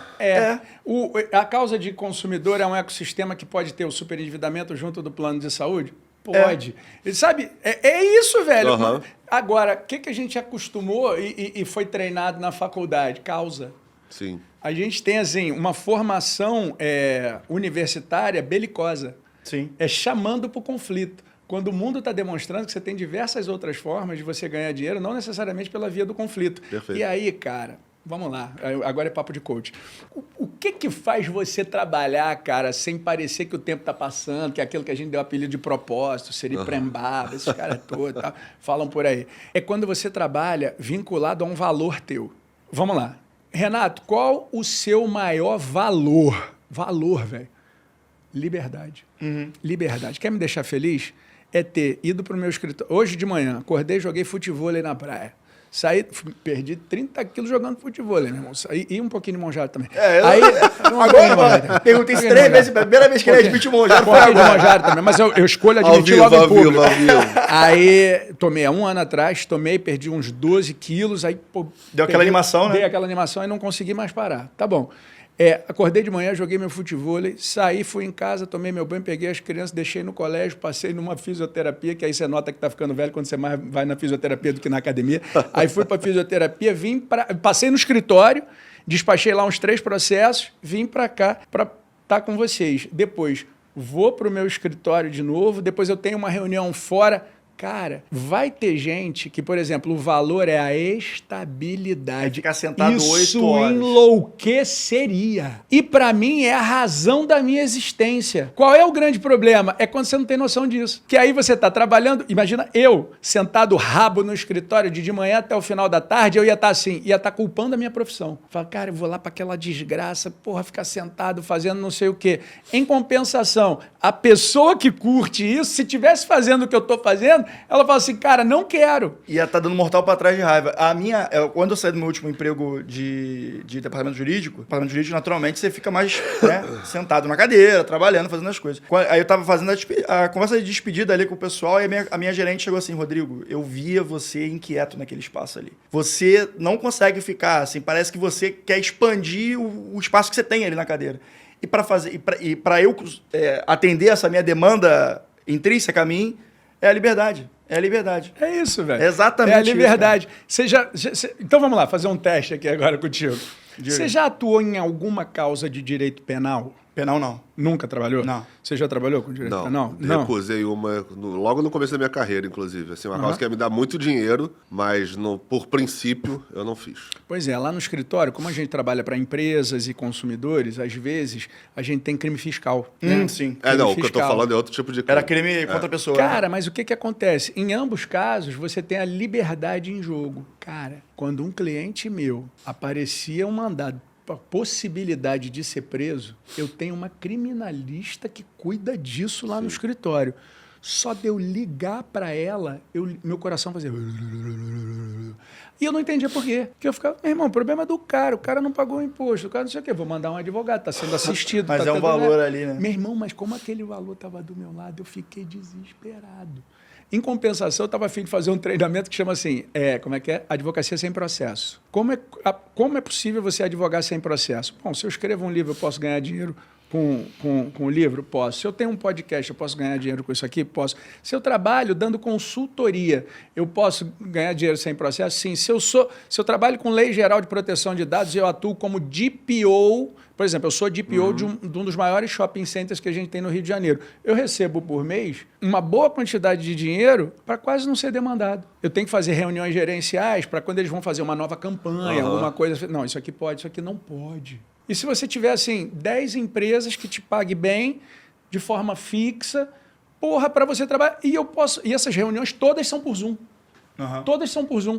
Eu poderia hoje viver fora do Brasil, trabalhando com a minha advocacia não contenciosa. Eu, quinta-feira da semana que vem, estou indo para Portugal, porque eu vou passar o dia inteiro num cliente meu, lá em Portugal, atendendo ele. Vou ficar o final de semana com ele. E eu tá indo para quê? Muito assim, para manter o contrato. Porque não é a presença física que mantém que faz, aquilo que se dá exato. de forma virtual? Pois é. Então, cara, assim, por que eu vou lá para fora tão feliz? Tu não tem noção, quando eu abro um notebook num café, boto um fonezinho de ouvido e faço uma reunião da Holanda, velho. Quer ver? Eu não gosto de fazer essa parada não, porque eu acho que é meio funk ostentação, mas você vê, eu gosto de pilotar barco. Aí, esse ano, para onde eu fui? Fui para Holanda, aluguei um barco grandão, fui com a minha família, eu, as crianças, não sei o quê, pelos canais da Holanda e rodei aquela parada toda. Não balança, não é que nem mar aberto, mais essas estável, coisas assim. né? Você para numa cidade, vou parar em Roterdã, tu para no meio da cidade, amarra o barco, e você tem, como se fosse uma mesa assim, no meio da sala de um barco. E eu comecei a trabalhar. Cara, eu fazendo uma petição, protocolando no PJE, olhando, Que nego contraste. passando de bicicleta, assim, pro Jack. Pro Jack O de Jack da Taquara. Caxias, o Jack da Taquara. Você fala, cara, eu tava vivendo o sonho ali, mulher. Eu tava ali assim, cara, que coisa legal. Sabe quando você fala, puta que... Né? Realizado, Aí, né? Aí teve uma hora que eu tava me deslocando assim, era um lagão, eu botei o computador assim, abri o WhatsApp, e eu pilotando ali, tava tomando um vinho, aí aparecia um cliente, pum, aí eu ia responder de voz, fulano, tem que fazer isso, isso, isso, pum, enviar. Cara, as notícias começavam, que de repente eu tô aqui, quando a gente voltar a conversar, tem 10 mensagens, eu tava ali e assim, de uma forma fluida, falando, mas pô, foi legal porque foi num barco, foi, e se você tivesse sentado tomando uma em Duque de Caxias, também tava bom. Também tava bom. Também estava bom, por quê? Porque o meu valor é a liberdade. Qual o teu? A gente tem que fazer essa análise, porque qual é a maior maluquice que a gente faz na vida? Olha que a gente repete frase, canta música falando merda. Quer ver? Trate os outros como você gostaria de ser tratado. Não, então, quer dizer, eu convido você para comer na minha casa e eu faço a comida que eu mais gosto. Eu tenho que tratar você como você gostaria de ser tratado, velho. Como negócio. Sim. Como Vamos negócio. lá para o atendimento Design de de um serviço. dentista, de um advogado, de um médico. Chega o cara e traz o problema. O problema é de quem? Não é dele? O que você tem que fazer? Ouvir. Ouvir. Primeira coisa é ouvir. Se você vai resolver ou não, a obrigação da gente é de meio. A gente tem que tentar resolver. Mas, cara, você tem que ouvir. Sabe o que eu tenho observado? A gente não ouve mais ninguém. O cara está trazendo um problema, tu começa a falar do teu. Eu tenho a minha psicóloga. É do caralho. Minha psicóloga, eu tô há anos com ela, mas tem umas paradas dessas assim. Às vezes a gente dá uma viajada, aí minha psicóloga. E o que é? Não sei o quê. Aí eu falo, porra, aí eu tive um problema com meu pai quando eu tinha 3 aninhos, aquela merda que tu vai lá, não sei o quê. Aí ela, que absurdo, não é pra você se sentir assim. Eu falei, quê? E ela começa a brigar comigo. Não é, isso não é um problema seu, é um problema dele. Tu acha? Aí vem pra ela. Tu acha que quando eu passei não sei o quê? Aí eu fico assim, aí ela vai soltando, né? Tá. Aí eu, É isso, entendeu? Às vezes, no caso dela não, porque ela me ouve, é minha psicóloga, eu estou há anos porque eu sou apaixonado. Sim. Agora, tem muita gente que você leva o problema, ao invés dela escutar o que você tem para TV, ela leva o dela de volta. Exatamente. E isso aí afeta muito na qualidade do atendimento, né, cara? Cara, eu fiz uma mediação no outro dia, que a mediadora se meteu na parada, e a pessoa falou, aí ela, não, mas quando eu viajei para não sei o quê e fiz não sei o quê, a mediadora, aí o outro advogado falou assim, ô fulano, o que te leva aqui que a tua vida faz importância para esse momento aqui? Falou assim mesmo, na lata? Ah, não, porque você está sendo impertinente, conversa aqui na sua, é nossa, vamos mediar? Nossa senhora. Eita. Puta que... Entendeu, velho? Mas errado ele tá? Não. Não tá. Cadê a técnica de mediação para ser desenvolvida ali? Não estava sendo desenvolvida. É que a gente também não fala na lata às vezes. Entendeu? Um cliente chegou no outro dia, um alemão, marcou lá comigo. Aí foi, marcou, pagou consulta. Ele chegou e falou assim, eu quero abrir esse tipo de empresa aqui no Brasil. Eu posso? Eu falei, não. Ele, muito obrigado, foi embora. Eu fiquei até meio bolado assim. Eu falei, o que eu fiz? É porque a gente é imbecil. É porque ó, a gente o brasileiro tem essa merda assim, bom dia, quer um café? E aí, tá chovendo? E o Flamengo vai contratar? E o Plata jogou lá da Colômbia.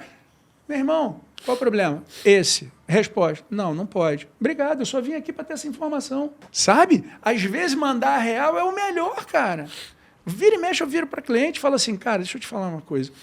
Eu não tô aqui para te fazer sentir bem, eu tô aqui para te dar dinheiro. Eu não quero ser teu amigo. Às vezes a pessoa fala, pô, Renato foi grosseiro aqui agora. Não fui não. Alguém procura um advogado para fazer o quê? Ou ganhar ou economizar dinheiro. E ele quer o quê? Quando ele vai no advogado, ele quer ter o melhor amigo da vida dele? Não, se você até tem, pô, que Você maneiro. desenvolve depois, ótimo, mas Muitos não é o clientes propósito meus inicial. são meus amigos. Aliás, no dia que eu casei, tinha um monte de cliente como padrinho. Né? Porque pobre, quando casa, tem muito padrinho. Você quer ver? Pobre, vai começar o casamento, a igreja fica vazia, porque os vazios vão tudo voltar. Aí eu olho, pô, gente, bota uns figurantes aqui atrás, não sei o quê. Aí quando eu olhei, era aluno, os meus padrinhos eram alunos e clientes. Dá para acreditar num negócio desse? Legal. Minha parada é muito com alunos, sabe? Pô. Eu vou Sua para a sala de relação. professores, assim, eu gosto de todos os professores, mas eu me envolvo com os alunos pra cacete, cara. É muito bom. A minha vida é transformada em função E deles. por isso que tu tá aí há 27 anos na aula. Não, velho, mais. Ó, Mas teu site tem que atualizar então, que tava 27. eu sei, não, mas eu acho que é isso mesmo. Porque o que acontece? Eu comecei a advogar em janeiro de 1996. Porque eu 96. terminei em 95-2. Minha faculdade que eu estudei nem 30, existe mais, que é a Gama Filho. É. E eu encho a boca para dizer que eu fui aluno da Gama Não, Filho. mas a Gama era muito boa. Sabe? E ainda que não fosse, velho, foi por lá que eu me formei. Com certeza. Entendeu? Então, É, assim, eu acho legal isso. E é muito. E eu sou grato pra cacete pela Gama Filho, e é muito contraintuitivo, porque todos os lugares que eu trabalho, todo mundo, meus colegas de trabalho, todo foi o FRJ, o ERJ PUC, o FRJ, o ERJ e PUC. Sempre ali, e você, Gama Filho, tô aí, juntinho. Então, eu curto, me formei pela Gama Filho. Piedade nem existe mais, né, velho? Nem existe mais. Dá mó pena Gama virou o passar que por agora? lá. Nem sei. Não existe. Eu acho que vai virar um condomínio de casa lá e tal, não sei o quê. Cara, fiz lá, feliz da vida, toco minha vida e vamos nessa. Por quê? Não esqueça de onde você saiu, cara. Sim. Não esqueça. Porra, eu vim de uma origem humilde pra cacete, cara. Muito humilde. Não vou fazer aquele negócio do herói vencedor, não. Eu nasci em Duque de Caxias, numa maternidade, fui criado na Vila da Penha, então aquela região ali toda da Leopoldina, tudo mais, é onde eu passei a minha juventude. Depois eu cresci, aí fui para Botafogo, morei um tempo em Botafogo, depois fui aqui para Jacarepaguá, morei aqui na Tenente Coronel Muniz Aragão, que tem ali nos prédios compridos, que tem ali que o nego chama de Pombal. Aí eu lá, morei um tempão lá, meu filho nasceu lá, e agora eu tô aqui na Barra. Todo mundo que pergunta, onde é que você estudou? Na Gama Filho. Onde é que você morou? Onde é que você nasceu? Duque de Caxias. Onde é que você foi criado? Na Vila da Penha. Não esqueça o teu passado para você construir o seu futuro. Porque quando você esquece essa porra, você não lida bem com os seus valores. E aí você fica triste, de repente, fazendo alguma coisa e não sabe nem por quê. Exato. Exatamente isso. No outro dia, um aluno meu, parceirão, começou a ganhar dinheiro. Uma merda, cara. Olha só. Uma coisa é você ser emergente.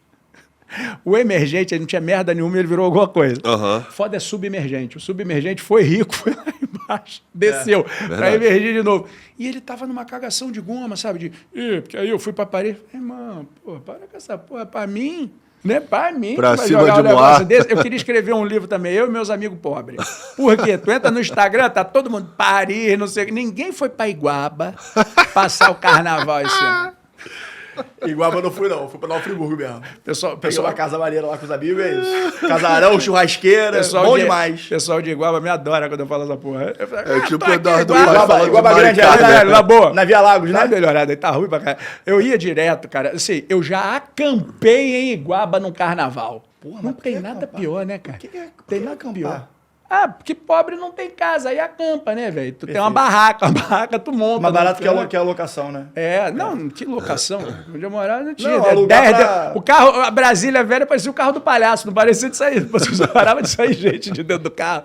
Pelo amor de Deus. Onde é que dá pra acampar ali? Fica ali mesmo, porra, divide o prato. Pô, mas uma horinha depois era Búzios, pô. Acampava em Búzios.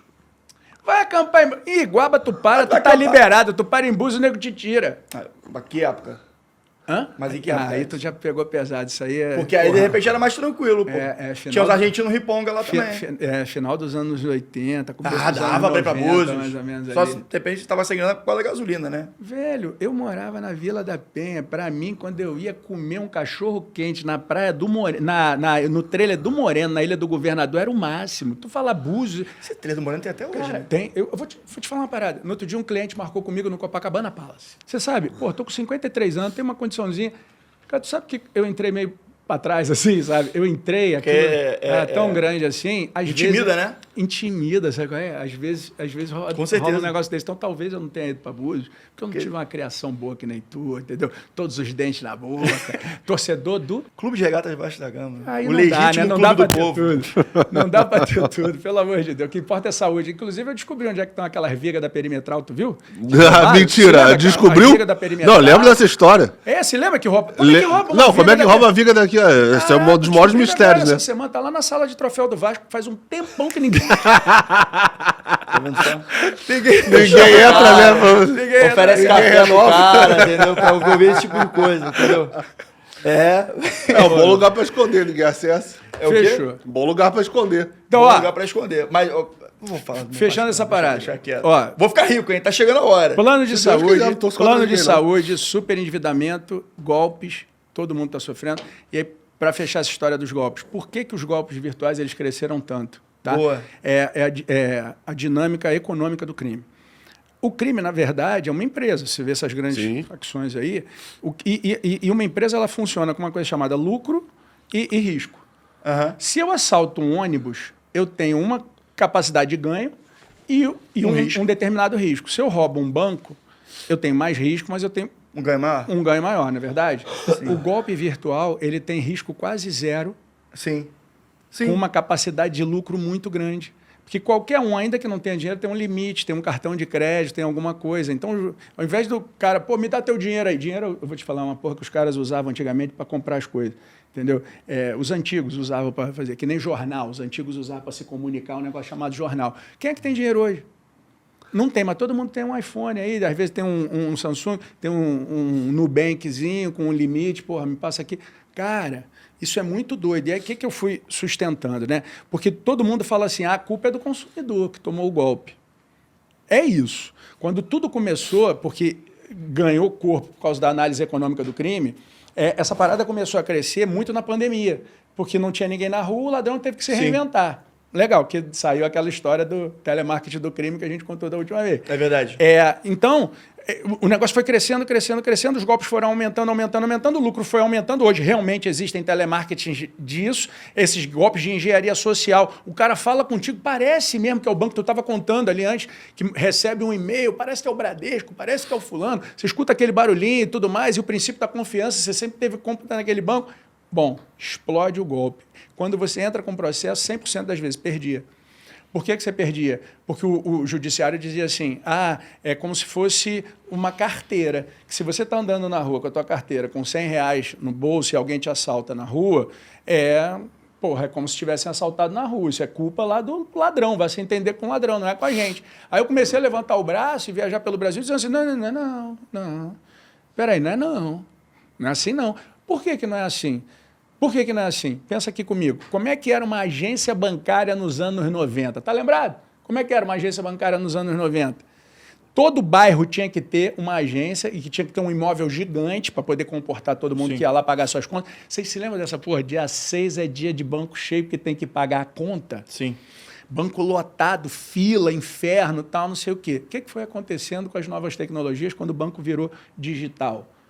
Eu fui encolhendo essa estrutura, eu não precisei mais ter agências em todos os lugares daquele tamanho, as agências foram encolhendo de tamanho, depois os funcionários foram sumindo. O que a gente está observando hoje? As agências juntando, né? 3 agências num espaço físico. O Tribunal de Justiça já está grande demais. É verdade. Com processo digital, quando eu olho aquele negócio tudo aceso, eu falo, irmão, para quê? Você dá para botar umas 10 varas num lugar só? Fácil, deixar um lugar só para audiência. Dá para reduzir pelo menos 90% daquele tamanho. Da mesma forma, tudo na vida. Os bancos foram diminuindo. O lucro foi aumentando. E eles foram digitalizando. No dia que alguém... Então, quer dizer, foram expondo pessoas a risco em prol do lucro. No dia que o prejuízo vem, ele repassa esse prejuízo para quem? Para o consumidor, velho. A teoria do risco é do empreendimento, não é do consumo. O risco é de quem abriu o negócio. O risco não é de quem entrou e falou, eu quero, li e aceita as condições do contrato. Entendeu? Aí a gente começou a brigar nesse sentido. Primeira grande decisão, e aí eu tenho um passo a passo aqui de demanda contra a instituição financeira. Primeiro, qual foi a grande primeira decisão? Desvio abrupto do hábito de consumo. Então, eu faço Pix de R$100, R$200, R$100, R$200. De repente, de uma hora para outra, o cara fala 40 mil reais. Então, a Nancy Andrighi, num voto emblemático, ela Cara, disse eu lá, gosto ó, bastante da Nancy. quando tiver esse desvio, sim, dá para responsabilizar a instituição financeira. Se você advoga nessa área ou se você está vivendo esse problema, o que você fala? Desvio de padrão é uma chance que eu tenho de ganhar. Número 2, você, quando estava contando a história, você falou assim, bateu um dinheiro na conta de uma pessoa que é conhecida dele, e aí o gerente ligou. Isso é muito comum, porque o dinheiro está na conta, você tem que botar num investimento, alguma coisa. O gerente ligou, o gerente conversou, falou, vou te mandar um e-mail para poder fazer a transação. O cara fez, só que mandou o dinheiro para o ladrão. Aí a segunda forma de responsabilidade, Lei Geral de Proteção de Dados. A pergunta passou a ser, como é que o ladrão sabia que o dinheiro bateu na conta do Naquele Renato? dia. Então anota lá, ó, desvio de padrão, Lei Geral de Proteção de Dados. Terceiro caso, esse, cara, eu vou ter que citar a fonte, foi o juiz Flávio Cito, daqui do Rio de Janeiro. Nós fizemos uma entrevista no podcast, e depois eu fiz um evento junto com ele. Eu fui convidado para participar do evento que ele promoveu na Escola de Magistratura, e a gente falava sobre esses golpes virtuais, essa vida toda, e ele falou 2 coisas que mudou a minha vida. Gente, anota isso, pelo amor de Deus, se você sofreu o golpe do Pix. Anota isso. Quando você sofre o golpe do Pix, você ficou 8 horas com o ladrão e não notou que era ladrão. Na hora que você aperta, enviar, aí você fala, acho que enviei alguém errado, não é assim? Beleza, enviou o dinheiro. Aí o que você faz? Em 100% das situações, você nota que fez uma cagada e você vai no banco. Olha, aconteceu isso. O que o gerente faz? O gerente vira e fala assim, olha, você vai abrir aqui um processo interno, me mostra aqui quais foram as transações que você não reconhece, e me dá 5 dias úteis para a gente analisar. Você volta daqui a 5 dias úteis ou a gente vai mandar um e-mail informando. 100% das vezes o banco diz o seguinte, foi você que deu a senha para o ladrão, o problema é teu. Só que de uns tempos para cá surgiu uma coisa chamada MED. O que é o MED? É o mecanismo especial de devolução. Então o que você faz? Se o dinheiro do Pix foi parar em até 5 contas, você consegue bloquear aquilo. Então, qual é a orientação que o gerente tem que te dar? Faz o MED. Só que aí o gerente fala, abre o processo interno, não faz o MED. Com isso, quando o processo interno daqui a 5 dias termina e não dá, acabou o prazo para o MED. E aí você perdeu o teu direito, que você poderia ter bloqueado aquilo. Então, nesse caso, quando você é mal orientado pelo funcionário do banco, a discussão não foi o estorno do dinheiro ou não. A discussão é, na hora que eu precisei, eu fui mal orientado. Já muda totalmente o polo. Caraca, terceiro caso.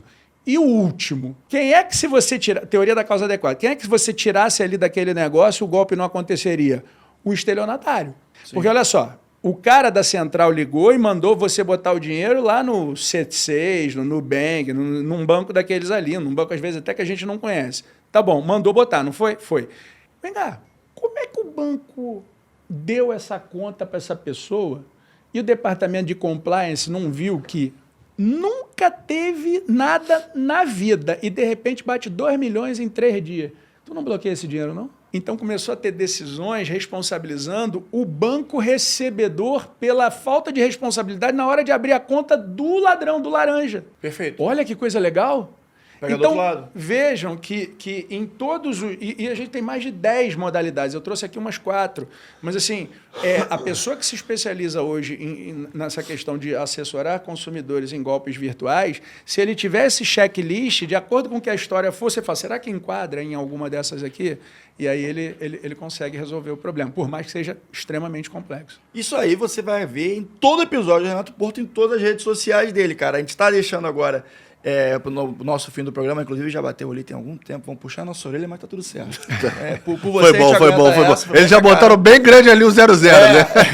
Fala aí suas redes sociais, o pessoal te conhecer, além do Google, que você é a entidade lá da... Não, é o que eu tô dizendo, entra aí no Instagram, escreve Renato Porto, eu vou aparecer, tô bonitinho, menos manjado, coisa e tal, clicou lá, vou aparecer. E o canal do YouTube, que é Renato Porto também, YouTube, canal Renato Porto. Tem muita coisa boa lá. Tem coisa pra caramba lá, bem legal. Mas aí tem um podcast, às vezes, mais, assim, jurídico mesmo. Para advogado juiz, mesmo, né? Tá, mais para advogado. Perfeito. Pedro Regina, curtiu o papo de hoje? Cara, eu gosto muito do Renato, e assim, falo de coração mesmo, que a gente aprende muito, a experiência, a forma que ele conta é muito parecida com a nossa, então eu sou fãzaço dele, toda vez que ele vem aqui, é muito legal assim o programa. Se vocês curtiram, vou pedir para vocês deixarem o like também, se vocês não nos seguem por um acaso, pode nos seguir também, é muito bem-vindo, valeu? E também siga o Renato Porto nas redes sociais. E para qualquer outra dúvida, meus amigos, manda pro Jurídico, valeu? Um grande abraço e até semana que vem.